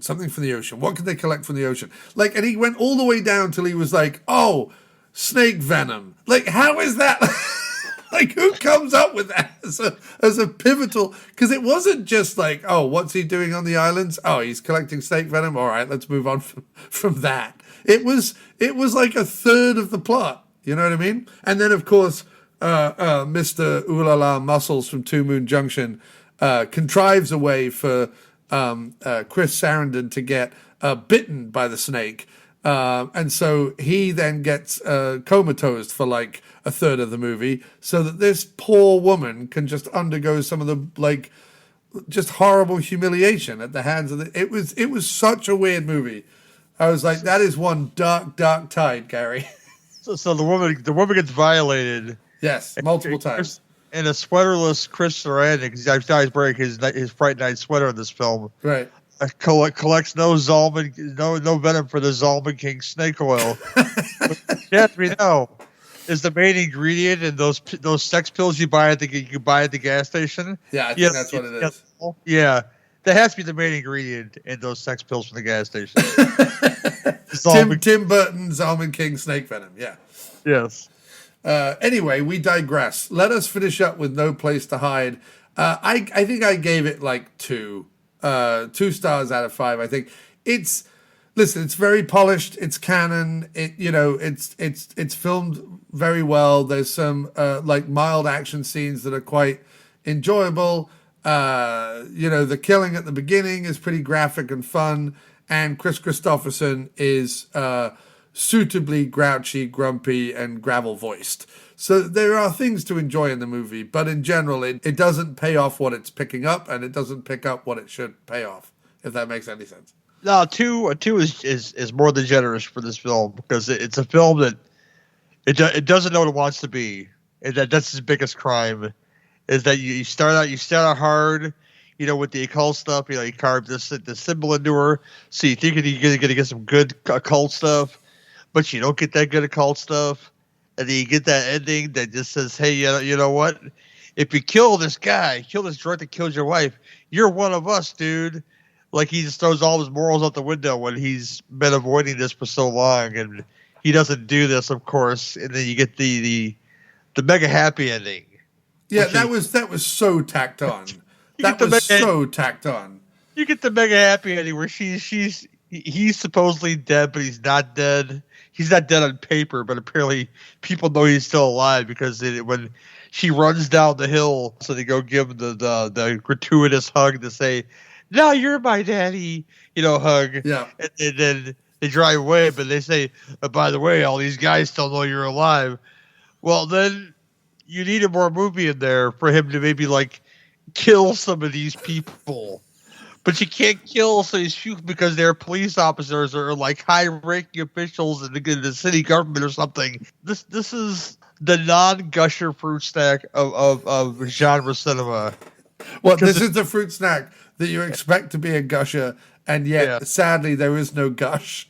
There's no gush. It doesn't fit. It doesn't finish in your mouth. It doesn't do anything. There's no. Coming soon from Costco, female ejaculate, the fruit snack. It just sits there. But O.J. Simpson dies unceremoniously because he gets a spinal injury twice. Okay? Yeah, 2 spinals, dude, not 1, 2. So, all this for nothing. It just says that, you know what? By the way, these dudes are still after you. You know what I wanted to happen when they introduced OJ? Is I wanted John Goodman to show up and be like, "I've seen a lot of spinals, dude, and this guy's faking." This guy's gonna find the strength to hit somebody over the head with a club. This guy can fucking walk, I swear to God. John Goodman just starts hoiking OJ out of his chair. No, it just doesn't do anything. It just kind of sits there. Yeah. You can't say, "Hey, this is late tier canon. Their hearts really weren't in it," because there's some late tier canon that works. Yes. We watched Hero with the Terror for a show one time. This is Chuck Norris fighting Jack O'Halloran, who was the big guy from Superman 2. And what about 50-50 with Dr. Peter Weller and Airplane's Robert Hayes? Yeah, some of these do work. They just like you said, there was 2 scripts there, and then they kind of mashed them together, and right. it hurt the film, and it hurt my experience with the film. But this is one of those rare unicorns where you had this on VHS and I had on Laserdisc, so it was like a match made in heaven. Yes. That just didn't really turn out all that good. So I watched it on the VH and Gary watched it on the LD. But yes, despite starring in the movie, Kris Kristofferson himself has scorned it ever since. I love, sometimes IMDb trivia is written by some real poets, Gary, because I just love Kris Kristofferson scorning. I scorn this movie. It is a pox on my house. When fans come asking about the picture, as I'm sure many fans only fans. Only fans. He often pretends to not remember ever filming it. I love that was his tactic. Instead of just being like, it was a bunch of shit, I did it for the money. He instead of saying that, he goes, "What movie?" And they're like, No Place to Hide with Drew Barrymore. Nope, never heard of it. Come on, you played the main cop in it. I was not in the film. Doesn't that just drag that out longer? Oh my gosh. Yeah, the whole conversation. It's like certain director makes certain things and can pull it off really well. This one did not do that for me, and it just I'd be embarrassed too to be in this in a way because it just doesn't do anything. Right. I think my first introduction. I'm sorry. Oh no, I was going to say it's an interesting post ET but pre Ooh La La Drew Barrymore role. You know what I mean? It's right before she does shit like Poison Ivy and stuff. Yeah. And Doppelganger, which is by far her best film, by the way. Yes, it's very good. Because years before this, my first introduction, not the best film you're going to watch all day, but it is fucking delightful. It has a beginning and a middle and an end. Was Big Top Pee-wee. That was my first introduction to Kris Kristofferson. So since then, since he was this charismatic dude who ran a circus apparently, I want to watch other stuff he was in. Now I wasn't looking for this, but you get more accomplished in what some would call, and you should, because it's not Pee-wee's Big Adventure, a subpar sequel, leaps and bounds over this. And what comes out after this? Let's see. Big Top Pee Wee, by the way, about to get a 4K release. Oh, that makes me happy. Yeah. I don't know why it does, but it makes me happy. Big Top Pee Wee, dude. 4K release. They didn't just go Blu-ray with it. They were like, fuck it. Someone somewhere is going to want 4K Big Top Pee Wee. Who can fucking blame them? Hallelujah. What a world we live in. There's a little bit of joy for today. Big Top Pee Wee on 4K. Come on now. That's the world that we live in. Sure, we won't be able to afford to buy it, but it's all good. Yeah. But yeah, I can see why he'd be embarrassed to be in a film like this, because he would go on to make better genre stuff after it. I don't know how to explain this any better than that. You know. Well, you know what you do. You say, I scorn you. No place to hide. You are a pox on my podcast. After this, he is in a film which sounds much more interesting. Kris Kristofferson and Lance Henriksen at Knights, where the VHS art says Warrior versus Cyborg in the futuristic showdown to end them all. Oh. Now, in the future, a kickboxer and a robot lead a revolution against ruling cyborgs. Directed and written by Albert Pune. Now, that doesn't say, hey, this is Leaps and Bounds better than this movie. There was a time where Kris Kristofferson was so hard up, he went from a Canon film to a fucking Pune joint. Yeah. Jesus. Dark tides indeed, Gary. Dark tides indeed. Dark tides indeed. Stolpen King Snake Oil. Listen, Chris Sarandon fell prey to this 1994 TV movie Sodbusters, okay? Yeah. It's parody of Western tropes in 1875. A powerful cattle rancher wants to get small folks land. Fortunately, a mysterious stranger, probably Kris Kristofferson, shows up to help the meek. Written and directed by Eugene Levy.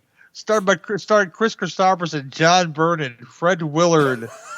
What? To help the meek? What?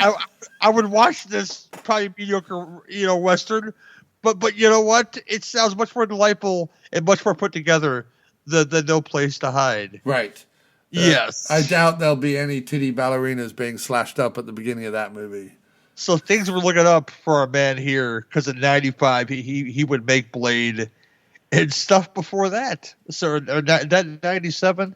Either way, he's making much better things after this, Yeah, no, of course, and before this, it's just this. he does good things before this and great stuff after this. It's really just this. But yes, No Place to Hide now literally has no place to hide, because we have exposed it for what it is, and we shun it. We shun it. We scorn it. It is a pox on our podcast, and we move on from it. At this point, I believe that we are going to insert some commercials. I'm afraid that the podcast gods decree it, because no one wants to pay for this fucking shit on Patreon. If you did, I would take it off a platform that demanded that I had commercials in it. But anyway, we're going to listen to some commercials. Gary and I are going to take a quick break, and then we'll be right back with The Paré Way and Into the Sun. So, hang on a second. I got to try one more of these. Okay, these are really weird. So, I don't know about you, dude, but do you have to try when you see a new thing?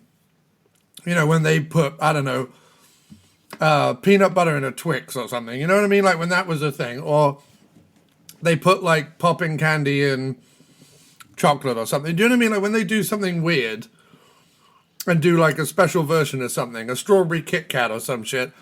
Are you the kind of person that needs to try it or not?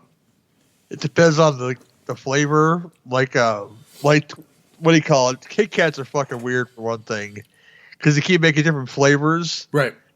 I think the only kind I really liked is look at will this appeal to me? Right. What was the churro one? Because they did an apple pie one and all kinds of weird stuff. Now it sounds too weird. Kind of like what the fuck you do? What they do with Oreos? Right. Make these flavors of Oreos. I was like, no, right.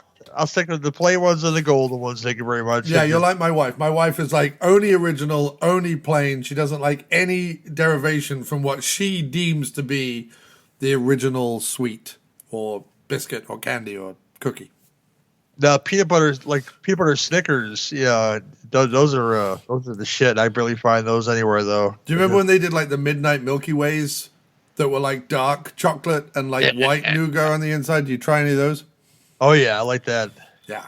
You know, things like that. Well, I'm like that. So anyway, I'm walking along today in the supermarket and I see this. Original Skittles popped. Spelt P-O-P apostrophe D, because that's cool, Gary. That's how the kids would spell it, right? On the front it says freeze-dried candy, but I don't think just freeze-drying it is making it pop.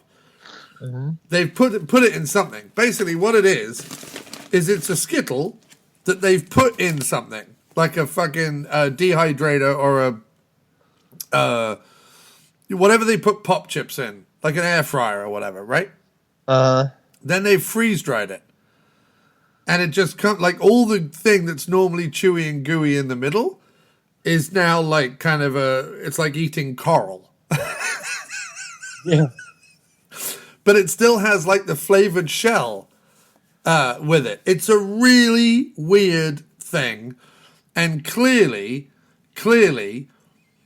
Skittles CEOs have or people at the top level of Skittles, the people who make the decisions, the C-level executives at Skittles, clearly have too much fucking time on their hands. Because like everyone else during the pandemic, they went air fryer fucking crazy, and someone went, what if we put a fucking Skittle? What if we fucking air fry it and freeze dry it? I wonder what that would do to a Skittle.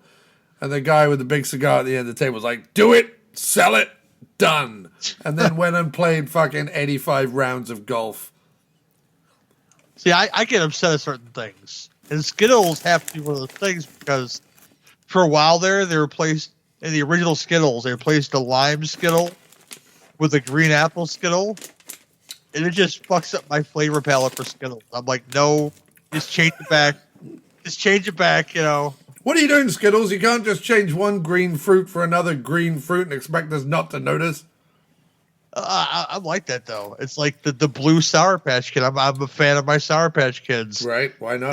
They introduced the fucking blue one. I'm like, get this fucking blue thing out of here. You know, what are you even doing? You know, what fruit is blue? Well, lots, actually. But, you know. It just messes up the whole flavor palette of my candy. I'm like, no. I'm with you, dude. But candy doesn't tend to... Do you notice, like, once you get so far down the candy aisle, candy doesn't taste like candy anymore. It just tastes like what it is. So an orange Skittle doesn't really taste of orange. It just tastes of Skittle. You know what I mean? Like, it just tastes of the E numbers and the preservatives. But there's certain things, you know, you're used to certain flavors. It's like if they went out and changed, like, you know, the bullseyes, the caramel with the vanilla in the middle of it. Yeah. You know, yeah. They wouldn't change those, which they have. They have those things called cowtails, where they have a chocolate cowtail. They have a strawberry cowtail. You know, but you still have the option to get the regular cowtail. Right. Now there was no option when they changed the Skittles to say, hey, if you still like the lime in there, here's this bag for you. It's like, no, fuck your fucking lime Skittle. We're gonna put this fucking green apple thing in there. Yeah. So you get this fucking sour apple fucking piece of shit in this fucking Skittle bag. I'm like, I turned to an old man all of a sudden. Yeah, it angered Gary. It angered Gary deep. It went down deep to some kind of primordial part of you, I feel like. I feel like it really angered your core. It's like that meme that says, I'm to that age where I get upset when they move stuff in the grocery store. Yes, that is me. When they move stuff in the grocery store, you know. 1,000%. Stop moving things in grocery stores. Stop it. We memorize our grocery stores. They're always like, right, but if we move it around, maybe they'll buy... No. Look, we weren't buying whatever horrendous fucking raisin fucking cereal that you want us to fucking buy that's got dried bits of hellish fruit in it. We're not buying it whether you stick it in the first aisle or the 15th aisle. We're not fucking buying it. It's not like suddenly we're going to walk past something that has fucking cow pats on toast or whatever, and suddenly we're going to be like, sure, let's eat some cow shit on toast. Like, we're not suddenly going to realize it because you moved everything around. In fact, we're just going to spend extra long time looking for the shit that we used to know where it was and now we don't know where it is. Because we do the same shopping every week. I don't know about you, Gary, but like when I go to the supermarket, I'm getting quite shrill about this. What is happening? It's like, I like rice-a-roni. You know, I'm aware of stuff. It's like rice with pasta. I get it. Yeah. But I also like actual rice. Now, I feel these should be in the same section. Right. But if you go to the grocery store, you're not wrong there, Gary. They're not in the same section. You know. Well, what kind of fucking madness is that? Get me your supermarket manager on the phone immediately. Oh, my gosh. All right, so, well, look. Let us do what the former and sadly current president did when there was an eclipse, and let's look directly into the sun. Sir, yes, that's right. We have Michael Paré. We are in the Paré way with this movie. And then we have Sir Anthony of the Michael Hallsness. That's right, from the Breakfast Club to a parade joint. We've got Anthony Michael Hall, who at all is not the guy from that postal inspector show on a Saturday morning on TV. It's not that guy. Nor was he the guy in SVU who took over as the head mucky muck. It wasn't that guy either. He looks like that guy, but it's not. It's Anthony Michael Hall. That's right. And he's a funny little cheeky chappy worming his way into the hearts of everyone but Paré on an Air Force base. That's right, Gary. Talk us through the plot of Into the Sun, hands down one of the greatest movies ever made. What a joy to discover this movie. Talk us through it, so I'm going to eat some Skittles. Now, done much better. This is basically the plot to the hard way with Michael J. Fox and James Woods, to where this time, instead of James Woods being a gritty cop, Michael Paré plays a gritty fighter pilot who has to take a movie star, played by Anthony Michael Hall, under his wing so he can get experience for his war fighter pilot flying movie.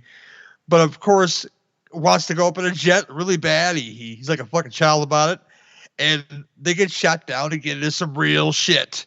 And, chaos and, culture clash ensues.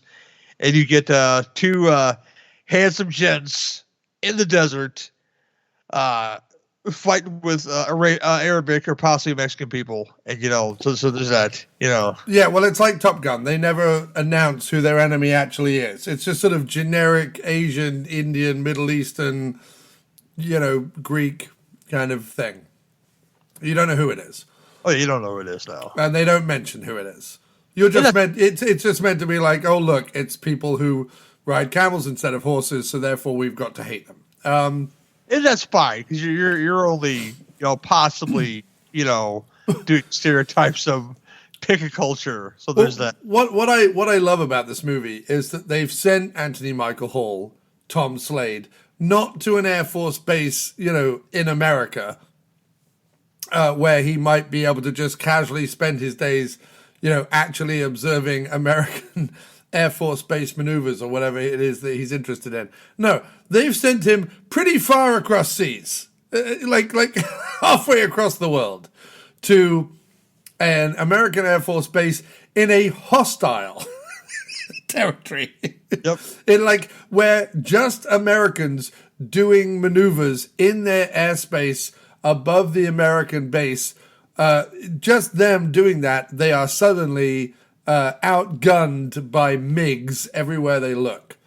Oh yeah, because that's what you want. You said you're because they keep bringing up his how he's insured for all this, yada yada yada.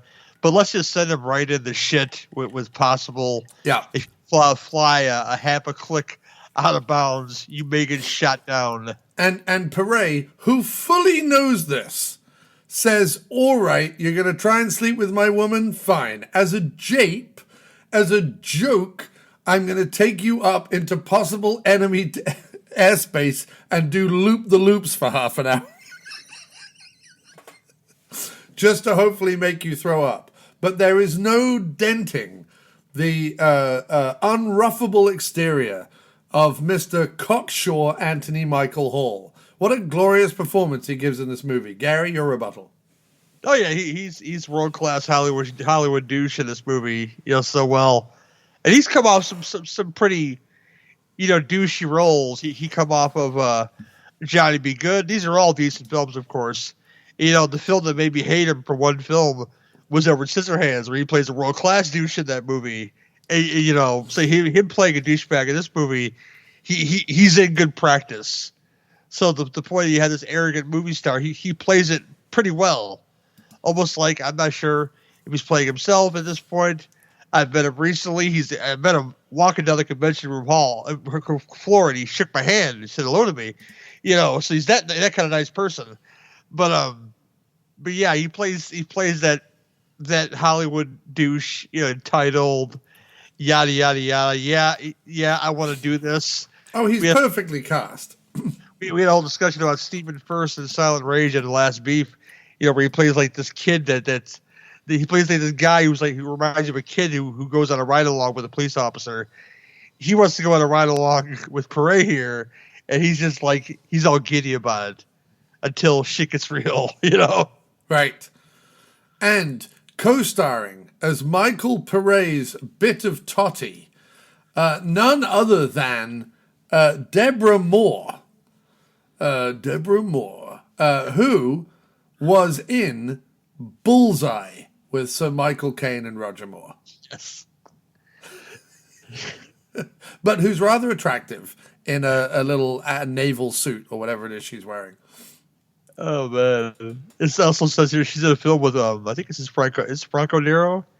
Top Line with Franco Nero. Yes, that's right, yes. It sounds very interesting. And she's in Warriors of the Apocalypse as Princess Sheila from 1984. Nice. But yeah, she is in, hands down, the worst Roger Moore film, and by extension, the worst Michael Caine film, and at least the third to worst Michael Winner film that's ever been made, Bullseye, which I have such a secret love for. but I also recognize it is a fucking atrocious film. Like it's one of those where you sit slack-jawed throughout the whole movie going, I'm sorry, what? That, like, someone gave Michael Winner money and fucking Michael Caine and Roger Moore, and this is what we get? Come on now. Yeah.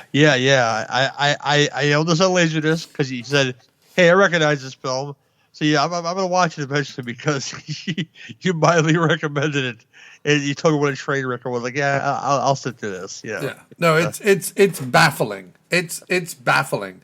Michael Caine and Roger Moore played two sets of identical twins.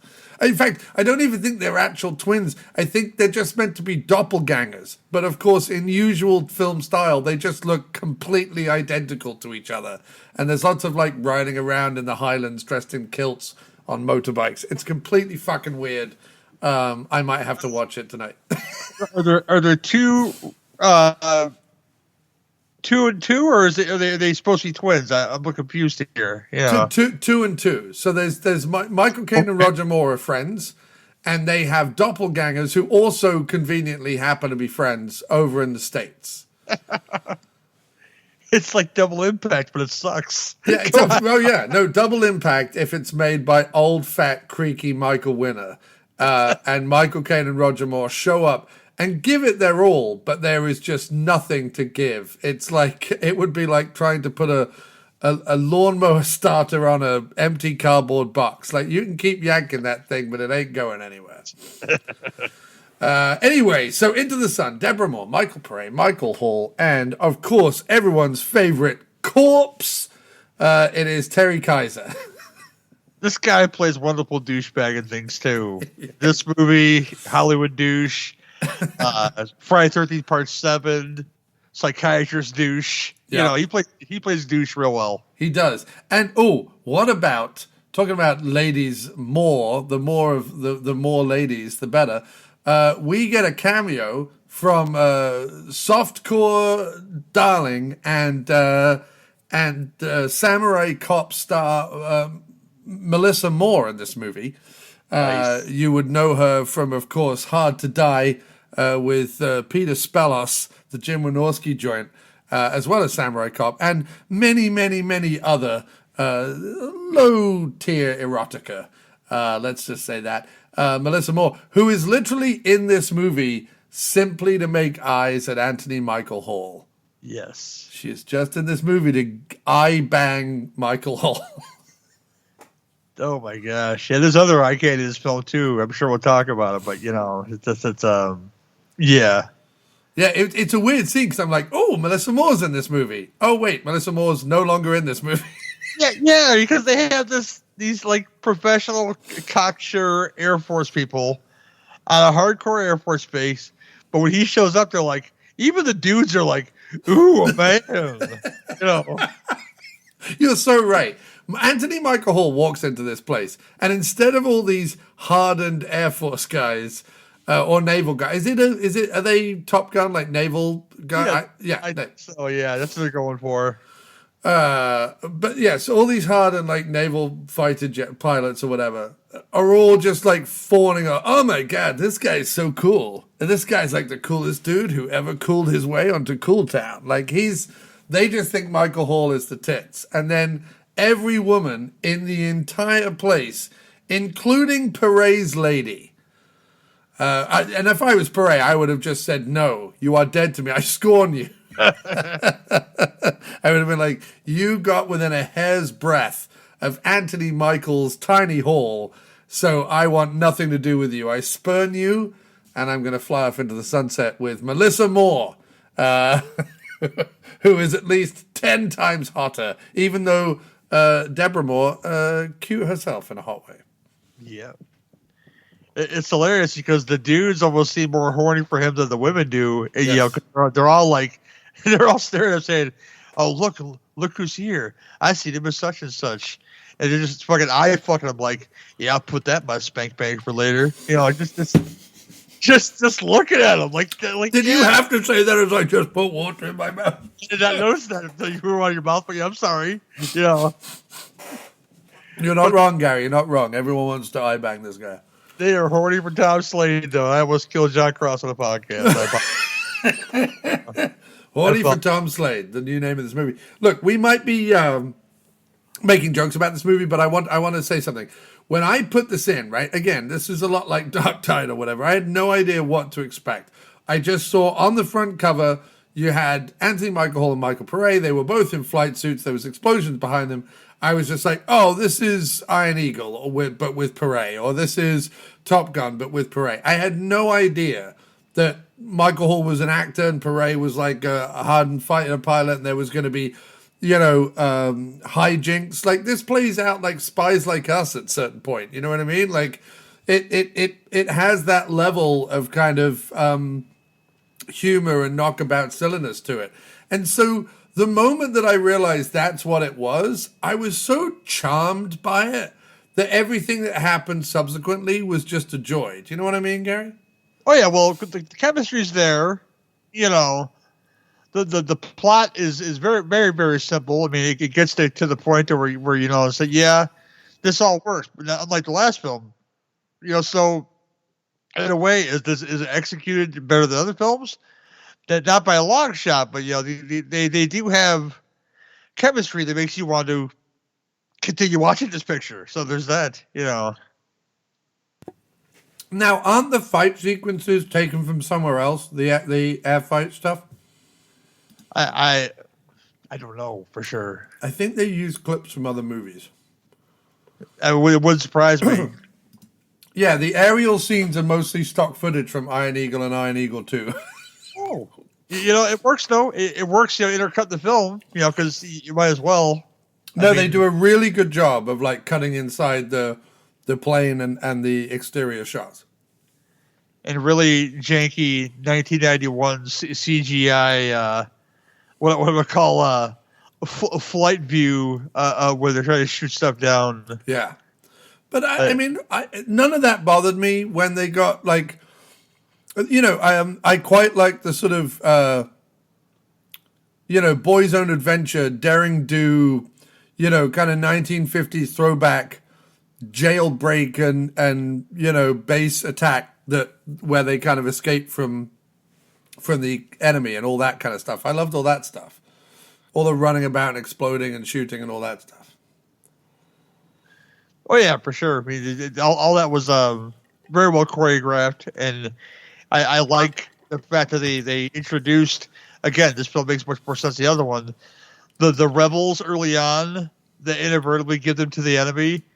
but then the rebels come back again to make all of this plausible that what one soldier and a Hollywood star can escape this camp where they want to essentially make our Hollywood star an incel that's working for these people. Yeah, there's a brief moment where it kind of becomes a little like 24, where suddenly they're sitting him down in front of a camera and asking him to like denounce America, which I think happens in 24 like 8 times or something.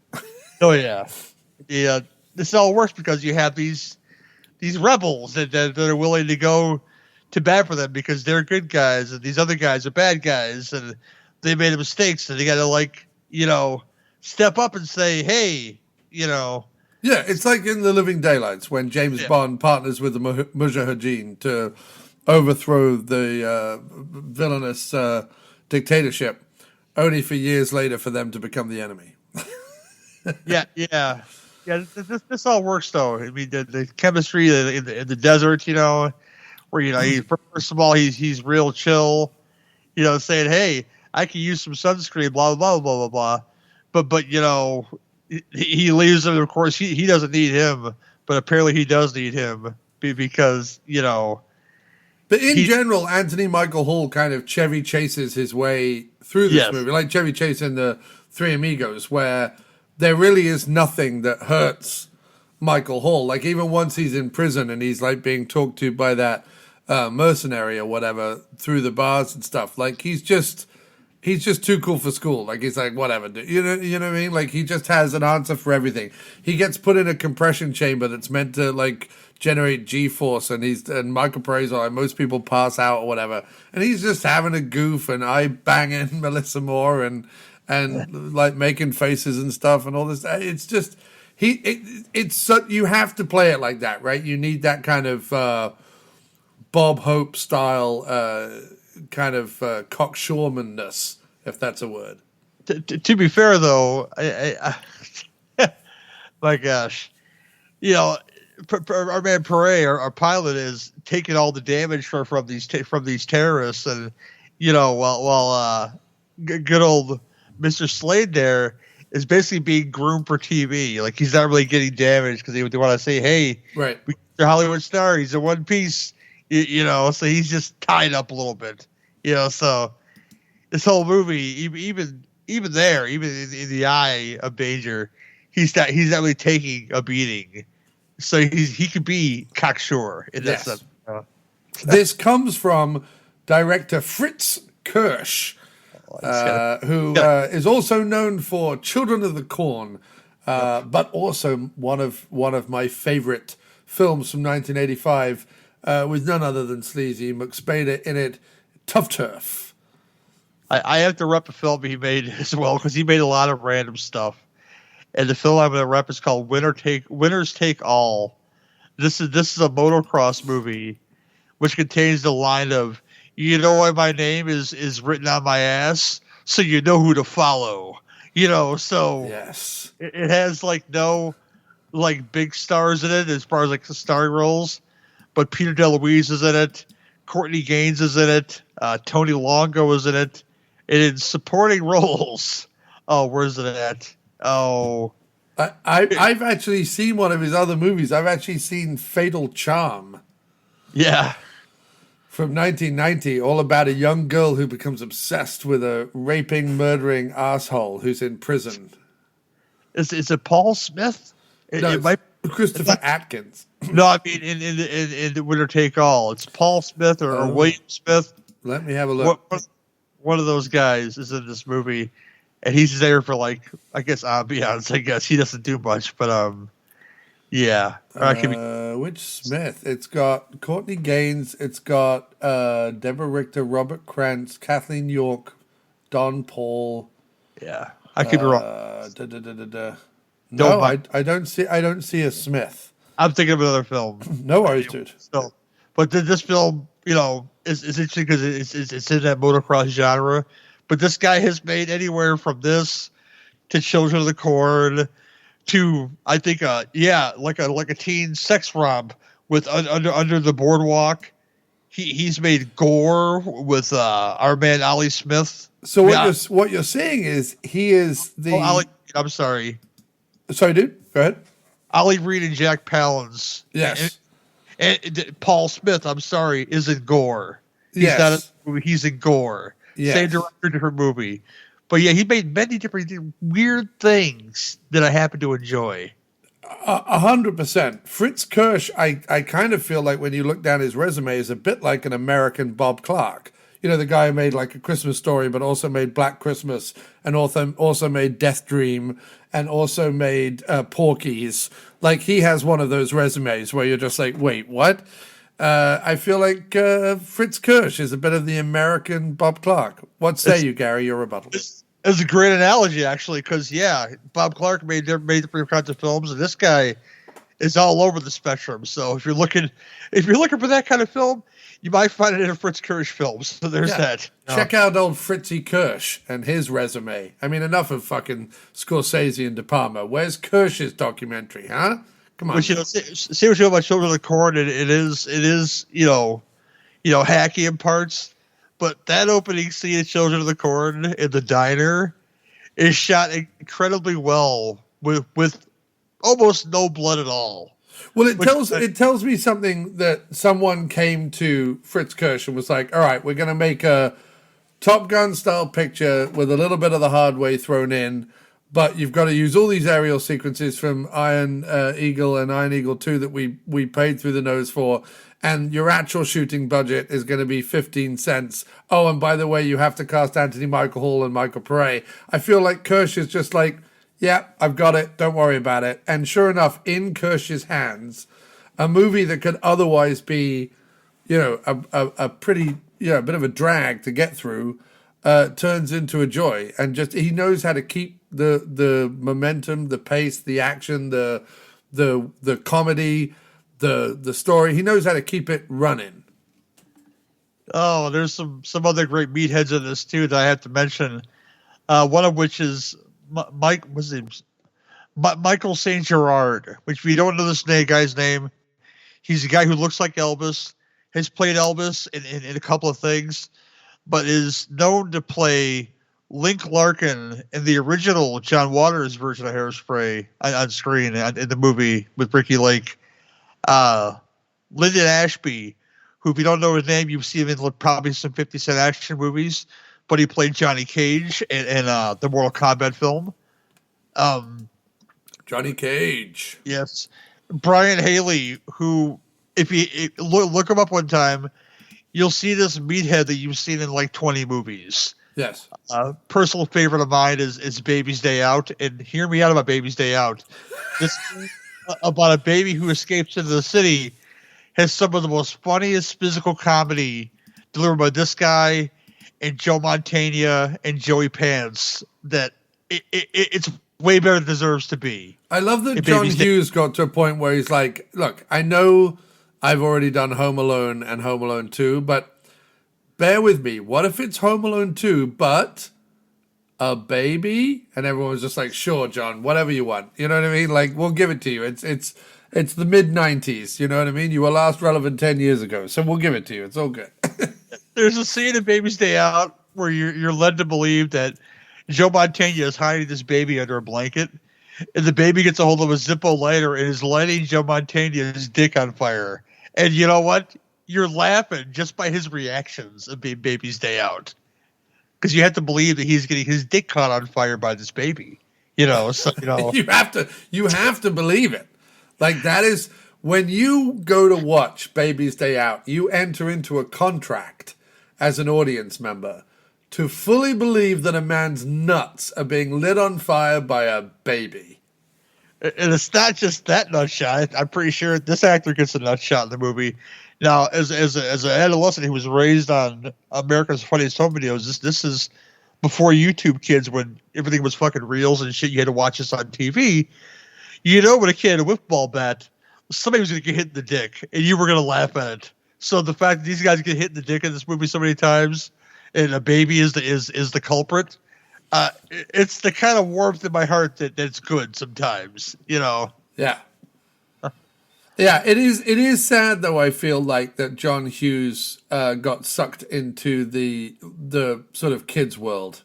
Oh, yeah. I just feel like we needed one or two more, Great Outdoors or Uncle Buck or Planes, Trains, and Automobiles. We needed just a couple more. He kind of goes, teen, kid stuff, whatever. Then he goes into, he slowly takes his children characters a little older with some kind of wonderful, and she's having a baby. You know what I mean? Then he's writing some adult stuff like Planes, Trains, and Automobiles. The Great Outdoors, which is sort of just a decent family comedy, Uncle Buck again. National Lampoon's Christmas Vacation. Then he writes Home Alone, and the only other thing that you could call maybe like an older teen movie that's even approaching adult work after that is Career Opportunities, which is valuable for so many reasons as a movie. Not least of which, and I know everyone's going to be like, right, because of Jennifer Connelly's, and you're not wrong.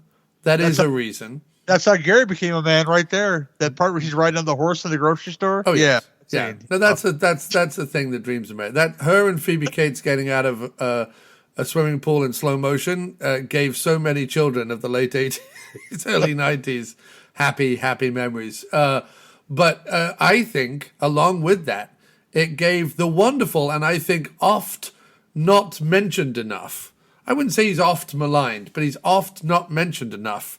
The wonderful Frank Whaley, a leading role. This man should have, like, if there's an alternate universe I want to live in, and I know I'm about to upset everyone right now, I would want Frank Whaley to have Matthew Broderick's career. You know what? You put that analogy in there, and I picture him in roles that he's been in. Because at this age now, I think a character like Ferris Bueller and his character in War Games are just like a pretentious asshole. I fucking hate him. I don't understand people liking Ferris Bueller's Day Off because he's so annoying.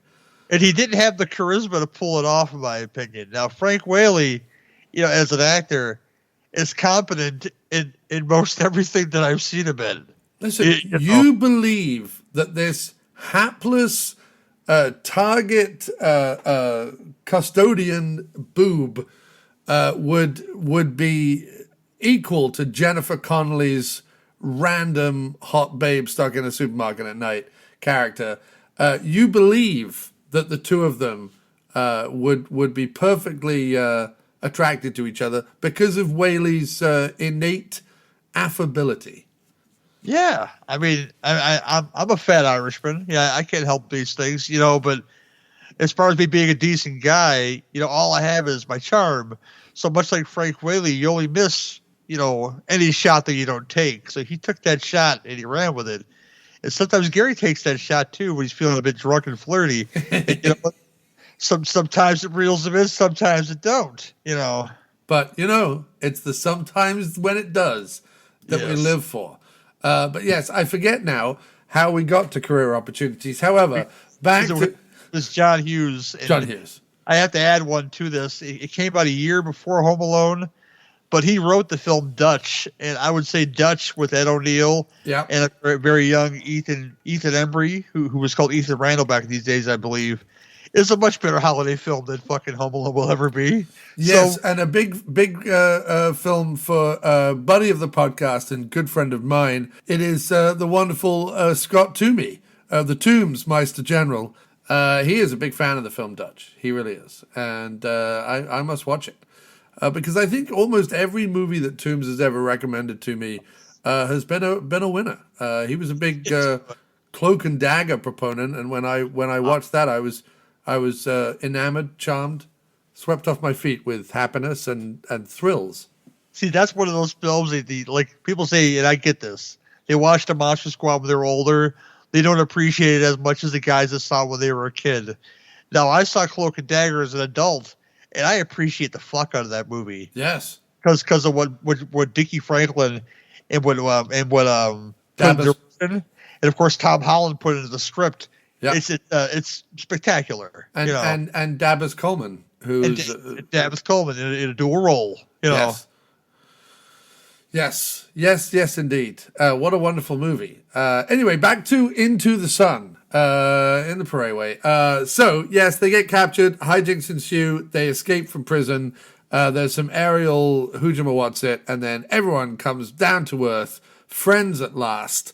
No more antagonism. And Paré sweeps Deborah Moore off her feet. We don't know if Anthony Michael Hall then immediately makes a beeline for Melissa Moore's barracks, but we hope that's the case. Yes. Let's talk about the performances. We've already said about Anthony Michael Hall handling the cocksure, arrogant Hollywood douche role perfectly, absolutely perfectly. How do we feel about Paré, Gary, and his uptight airman? Paré works really well in this movie because he's that guy that, he hates the civilians, obviously. He wants to fucking shit on their fucking graves. So when this fucking douchebag comes to base and he wants to be a real pilot, he puts him through the ringer. He makes him go do the G tests, and he makes him do fucking Marine push-ups where he has to go up and then clap and then come back down again. He put him through all this shit. It's a great fuck you montage in this movie to where he's just making him do stuff. So you got this, again, just as cocksure as Anthony Michael Hall is, he's just as cocksure as he is because he knows what his job is. He knows where he's been. He knows what he does. Who is this little fucker dude to step on his toes and say, hey, I want to be a pilot too, but not really. I just want to take stuff that you say and put it in my movie just to say, hey, don't I sound more authentic when you're not authentic? So right. I think he plays that hardened, guy even to the end. But he's also at the beginning of the movie, he's a bit of a hot dogger, and he causes this issue with the enemy planes and everything, which is why he gets stuck with the shit duty of looking after Anthony Michael Hall, right? Oh yeah. What's his call sign again? Is it Shotgun? His call is it Shotgun? Yeah, I think so. His name's Shotgun. Yeah. Which is so weird because Shotgun in current parlance of the times means the guy who sits next to the driver. Yeah. So I'm like, is he also an also ran? He's never quite, but no, he's the hot dog. He's Maverick. This movie is if Tom Cruise's Maverick was suddenly confronted with someone even more effortlessly charming than he is. You know what I mean? And he went off with Kelly McGillis for a night of, a quick HJ round the back of the barracks or whatever. Imagine that, and to the point where Tom Cruise, instead of being the hero of the story, was suddenly forced to be the curmudgeonly keeper of the guy who's trying to have it away with his lady. Paré does a wonderful job. I think the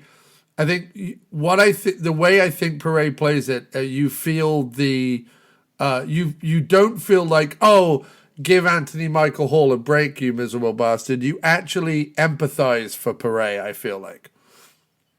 Yeah, for sure, because he's strange. Sorry. No, I was going to say, he's not a dick to Michael Hall. I mean, he is once Michael Hall tries to chat up his lady, but yes, he's uptight, but he's not he's not rude or mean to him. No, he has that whole idea that nothing in life was given to him, but everything was given to this movie star. Right. And that's just not the way he's wired. So right. Since he's wired differently, he doesn't relate to him, and therefore he hates him. Right. So he's gonna put him through all this shit, and he goes to the party, and he's all stuffy there, and he's even more pissed off because our man's trying to fuck his lady. But towards the end, it gets practically homoerotic. They jump into a plane to escape from the enemy prison to find that it's a French plane with only one seat in it, and Michael Hall and Paré have to double team on the seat, right? Yeah. Ass to crotch for sure, man. Doubling up, ass to crotch, the Paré Hall story, and it's played for laughs and it's played for excitement, but at the same time, Like I thought, oh, okay, the plane's going to take off and then we're just going to see them land. But no, there's all this hijinks that happen in the plane with them still sat butt to balls. Yep. You're uncomfortable with MiGs or enemy, whatever they're going to call themselves on your tail, and it's. Well, there was just a lot of moving around, and like he's like reaching back for a lever, and he's like, "That's not the lever," and I'm like, "Wait, what is going on? This is." It got all a bit homoerotic. You're grabbing the wrong stick, boy. Yeah, right. It was all a bit weird because I was like, "Wait, I'll accept that Paré no longer hates him and is like, all right, maybe the guy's worth my time. I don't accept that Paré has fallen head over heels in love with the guy." Yeah, they had to put it in because it's full up in Top Gun. All the male bonding in Top Gun. Yeah. So they had to throw a little bit of that in there. Yeah, they were like, and Anthony Michael Hall was like, all right, I'll work out if you want to do like a topless volleyball scene. And they're like, no, don't worry about that. We're going to stick the two of you in a seat and you're going to rub ass to crotch for like 3 weeks of shooting. You're gonna ride bitch in this uncomfortable seat with our man Paré, and hopefully don't impregnate him, and he'll be in the Paré way then too. So yeah, exactly. No, it's yeah. I mean, listen, it was fine and it was fun, and actually, I have to say, considering both guys are trying to like out machismo each other throughout the whole movie, it's quite lovely that the movie ends with the. Parachuting out of a plane while locked hip to hip. I just think that's quite a wonderful way to end it, because it's literally taking it from, keep the fuck away from me, all the way to I cannot get you any closer, Tom Slade. You imagine that Paré goes back to the barracks and all the men who were horn dogging on Slade earlier in the movie come running over to him. So did you get to second base? Like, fuck, man, jealous, brah, jealous. Tell me what happened with Slade, bro. I want all the gruesome details. Was he fully erect or was it a half chub? I gotta know. Was he chubbing out at all? Let me know. Paré was like, I gave him my best twerk action. I felt it deep in my flight suit. Yeah. Deep in the flight suit. The Into the Sun story. And again, it makes it sound like you and me are like laughing. I enjoyed this movie. I want to keep reiterating this. I really fucking enjoyed this movie. It was so, and I think maybe my enjoyment of this movie came from the fact that I did not know what to fully expect. So when I did get what I got, it was sort of charming rather than going in thinking I was getting the hard way and then being disappointed that it quite wasn't the chemistry as it was with Woods and Michael J. Fox. But actually, they have a bundle of chemistry, and it's played somewhere between like, it's half Stripes, half Top Gun, and half Spies Like Us. Yeah, you're not wrong. You're not wrong at all about that, because that's about the size of it. That's three halves, but we're working it, Right. I mean, just imagine that this is a film and a half. The only thing this was missing was missing a Melissa Moore and Anthony Michael Hall based late night pillow fight, if you know what I'm talking about. Yeah, late night pillow fight, or just general basting, back to Gushers again. No, I don't know that we need to go full gush on this. I'm just saying that if you have Melissa Moore in a movie and they're on a naval barracks, and you don't have her and some of her female officers running through the mess hall, hitting each other with pillows in a hail of delightful slow motion feathers, then you have done wrong, is what I'm saying. Full on pajama party, yeah. I'm talking somewhere between the Animal House food fight and the lingerie based antics of the Jim Wynorski classic Hard to Die. Yes. Yeah. So only some bare breasted, and not all bare breasted. No. Gail Thackeray has decided at that point that she's about to go legit and no longer wants to go nips out. Because that is your Animal House pillow fight. You know. Yeah. That's yeah.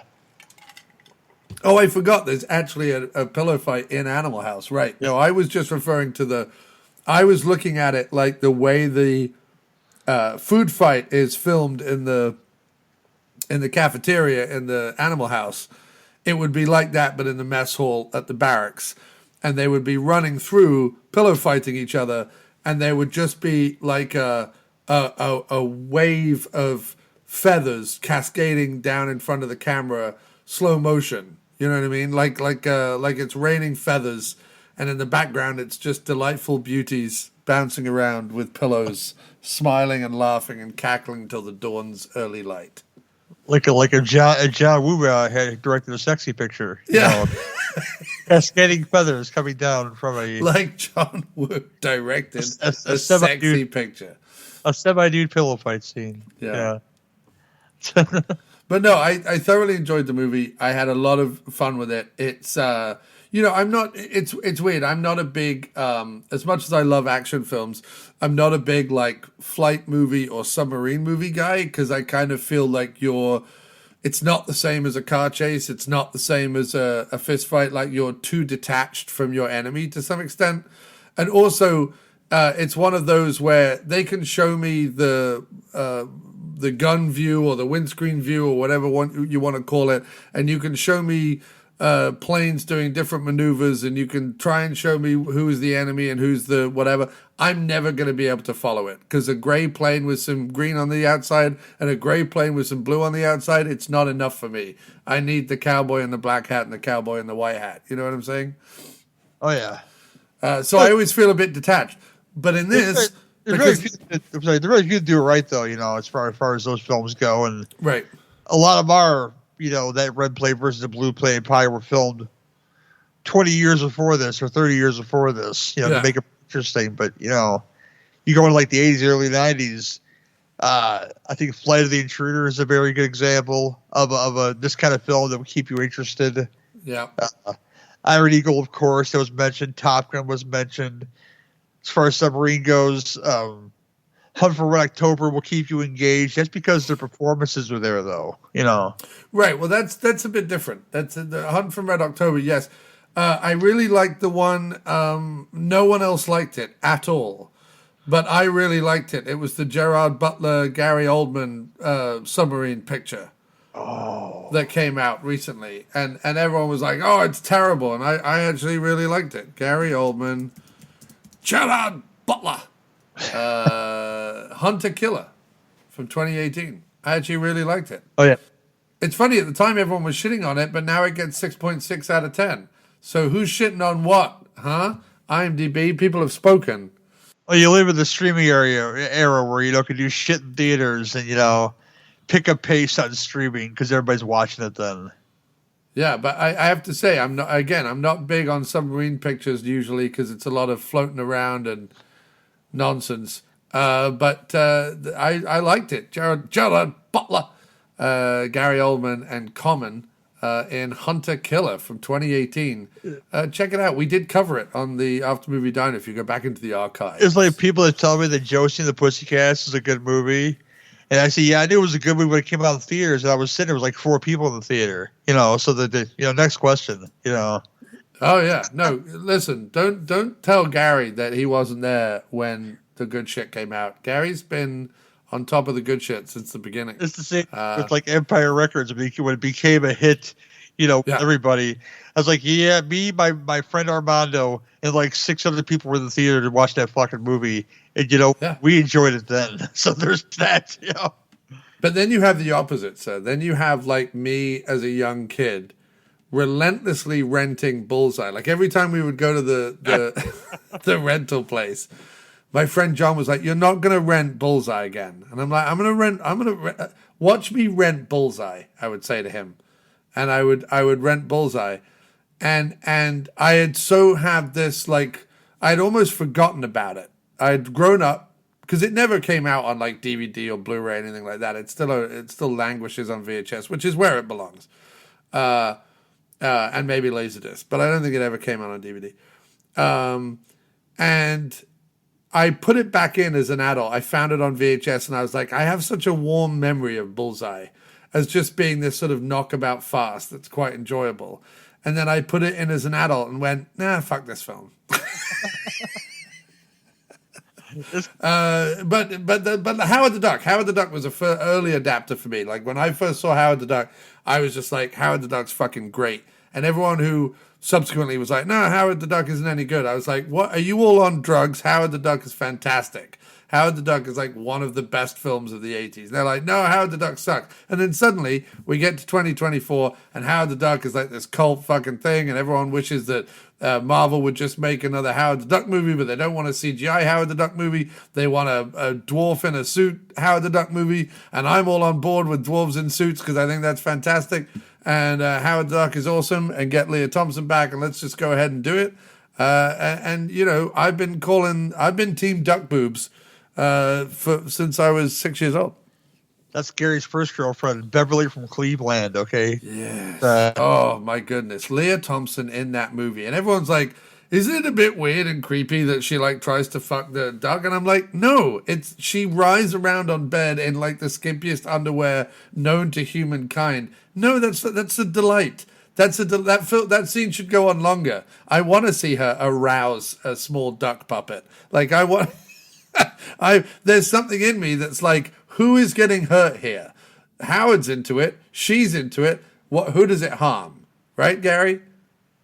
Yeah. I mean, it's something he has duck parts of the movie as told by his wallet where you find the duck condom. So I guess, you know, when there's grass on Leah Thompson, play ball, I guess. You know. Well, this is the thing, Gary, is in the opening sequence of Howard the Duck, where Howard the Duck flies through various apartments on an armchair, through the walls. He flies past a female duck taking a bath. And how do we know that she's a female duck taking a bath? Big old duck titties. Not the first pair of duck boobs you saw in the movie that you saw. I saw his Play Duck issue. You know. You do see Play Duck, yeah. So this is a kid's movie. This is why we love the 80s. This is a kid's movie that starts off with not one, but two sets of big old duck titties. And so we're to assume that if ducks on the planet Duck, whatever planet he comes from, I'm going to lose points now because I don't remember what the name of his planet is. But anyway. What it is. What's that? I don't think they say what it is. It's Duck World or something. Anyway, if lady ducks in Duck World have big old, you know, human style titties with nipples and everything, then which is not a duck thing at all in ducks in reality on planet Earth. If they have, there's no reason that Howard isn't packing duck sausage. You know what I mean? He has a condom, so a condom suggests that he has a lipstick. You know what I'm saying? Like Scooby Doo. Yeah, that. You know, I'm thinking about fucking Howard's fucking unit. You know. Yeah, Howard's little fucking duck lipstick. Why not? He might have a red rocket. It might be full bore because there's one thing they don't do. They need to keep them boxers on during that interrogation scene. Wait, you think it's full bore? Like he has a full human? Oh, got duck titties, and you know they're not there for feeding, obviously. Maybe at his world in Duckburg, as they say in the DuckTales theme song, that's where they're from. Yeah. You know, that those are there for child rearing. Those duck titties, right? Maybe fucking Howard's packing a kickstand. I don't know if it's true because you got the condom is kind of small, so maybe what he's got, you know, is more than ample, but it might not be. It's not the size, Gary. It's what you do with it that counts. Man. Yeah. Oh, so my wife has told me forever. I don't know how we've managed to span everything from nips to full swinging man cocks on Howard the Duck. When trying to talk about Into the Sun. And I think the only reason that a movie like Into the Sun is difficult to talk about is because it just works. Like, there's not a lot to really kind of get into, because all I would say is just go watch Into the Sun. It's just a fun buddy comedy, action, thriller, early 90s Anthony Michael Hall, Michael Paré movie. Like it's just worth watching, right? Like it's difficult to kind of break it down anymore, right? I mean, it's Top Gun. It's a Top Gun ripoff. I get that, but these two characters, you like Iceman and Maverick, have genuine chemistry. Oh, this is a much smaller film, obviously, but right. That's what you're there for. You're there for the chemistry of the two male leads. The other stuff, with the horny servicemen wanting to fuck Anthony Michael Hall, that's just a bonus, Right. Yeah, that's just bonus, is what that is. But you go in and you get as they say in the UK, what's on the tin. Well, you get two actors who are and they're acting.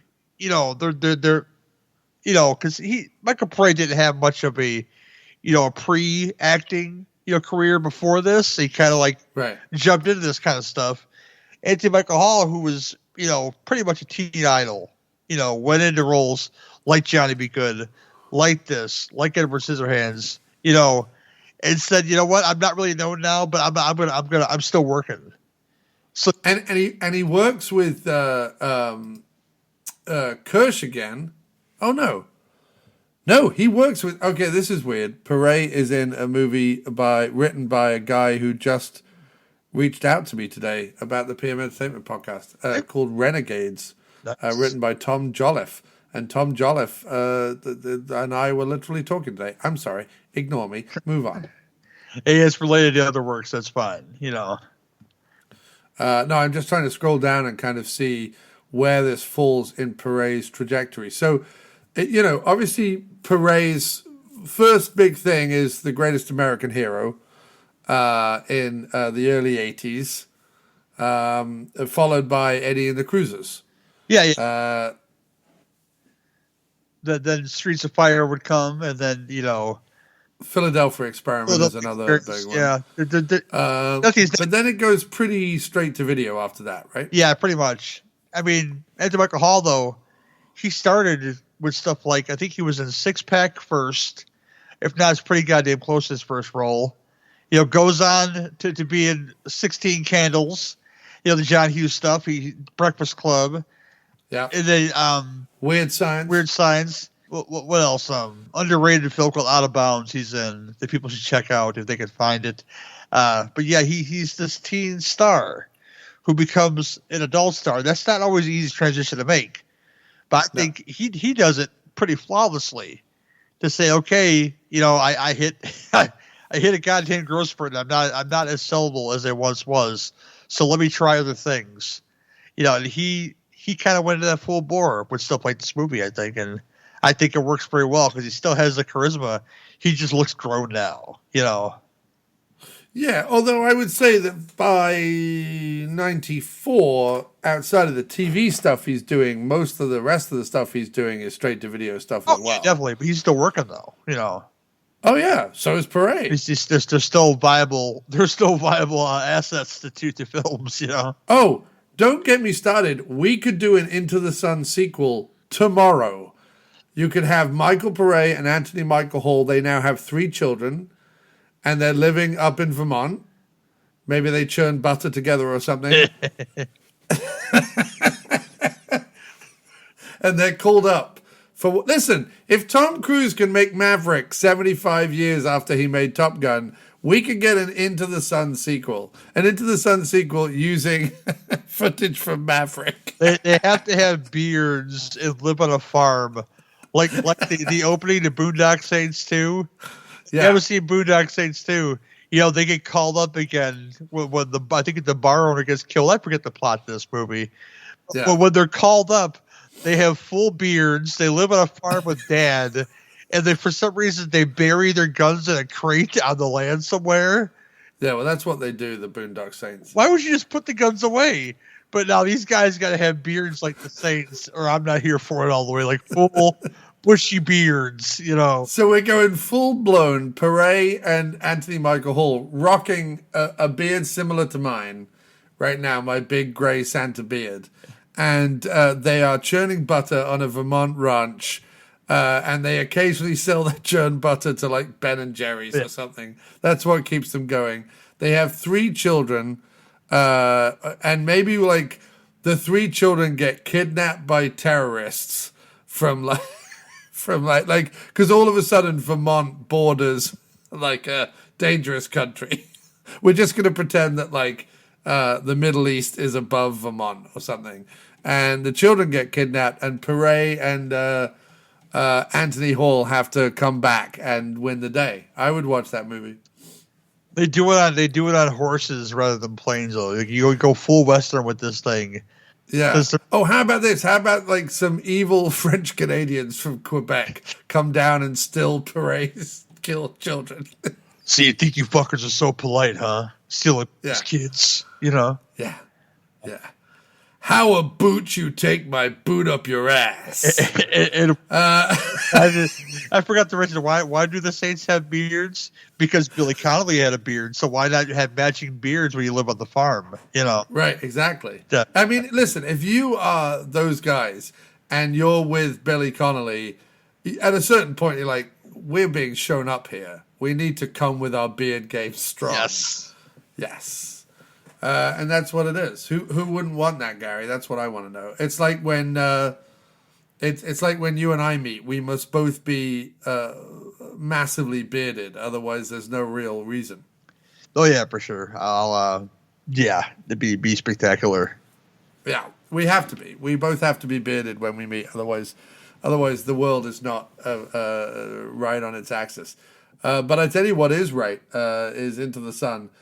Find it, check it out, enjoy it.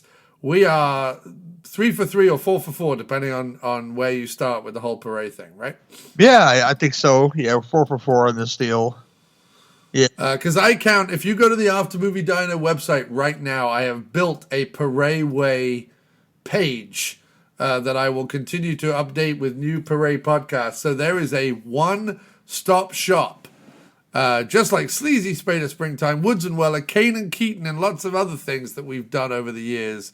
In the Paré Way now has a page starting with episode 1, and I claim the official episode 1 is the Cinema Beef Podcast Halloween Hangover episode, where we got into it, all about Bad Moon. So I'm saying that then we did Dragon Fight, then we did World Gone Wild. I'm saying this is our 4th Paré episode, and you can't tell me any different because we made this shit up. It's a winner, man. You know, just like John's gonna have his own independent podcast. As far as like no other one like it, you know, if you will, you know. Oh yeah, no one else has ever done, and I plenty of direct-to-video stuff, and plenty of people have covered PM, but no one has done an exclusive PM entertainment podcast. However, Gary. We have one last thing to do, and that is what is going to be the Paré joint we do next time, sir. Oh, I was looking at stuff, and you know, yeah, I think this will be enjoyable, or it might be fucking terrible. I don't even know. What's that? What's that? Sorry.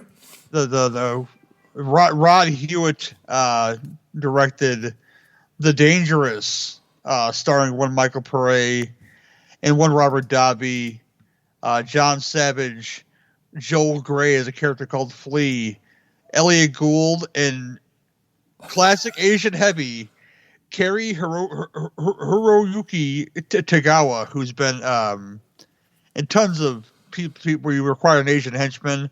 He has been in Showdown in Little Tokyo, the aforementioned Mortal Kombat. He's been in many, many things, but I always liked him as an Asian heavy. And this plot to this one is brother and sister ninja warriors get revenge for their sister's death by killing the drug dealers in New Orleans. The police enlist a biker warrior to solve the crime. The head drug dealer stirs the pot even further by hiring Cajun warriors to kill those he believes are responsible for the desperate dealers. So you have Asian warriors, you have Cajun warriors, and you have biker warriors, all with Paré and Robert Davi in tow. This might be very good too. You can find this on Tubi if you're looking. Tubi, or probably in the bowels of YouTube somewhere, and Prime Video. Or I'm sure John may have a VHS of this somewhere he's going to look at. But yeah. Next time, that's what we're doing. I think on this podcast. Gary has thrown down the gauntlet, and we are going to be watching The Dangerous from 1995, where he plays a character called Random. Is he? Just random. Yeah. Random Paré is what we're going to be watching. He's co-starring with Robert Davi. There are ninjas. There are Cajun warriors, whatever they are. They come at you with shellfish, I suppose. Blackened catfish. Hit you around the head with a po' boy. It says Cajun warriors. Look out for the andouille sausage and spicy. Don't make you etouffee, if you will. Yeah. Look out, they've got gumbo. Hey, man, that gumbo is spicy, okay? Yeah, they got the andouille sausage gumbo. They're coming at us with it. Get that in your eyes and you won't ever see again. Oh, this is going to be fun. Robert Davi, Michael Paré, John Savage from 1995, directed by Rod Hewitt, who has directed exactly no films you've ever seen. It's available now on Foursome and Freevee, as well as all the other places where free movies lurk on the internet, Tubi, Plex, places like that. Go watch it. I'll be watching it. And we will be in the Paré way once again over at the Cinema Beef Podcast. Gary, talk all about the Cinema Beef Podcast and pimp your shit. You can find them on Legion Podcast, where you'll find my show, The Great Cinema Psyops. There's kind of, the shows are there. One thing I'll recommend is you go spend $2, go join the Patreon, because my lost friend Johnny Krug, somebody somewhere, this is like the blessing from the gods, has discovered all the Kruger Nation episodes from somewhere. I don't know what source this came from, but you can go listen to Johnny Krug talk about horror films when he was in love with the genre and didn't.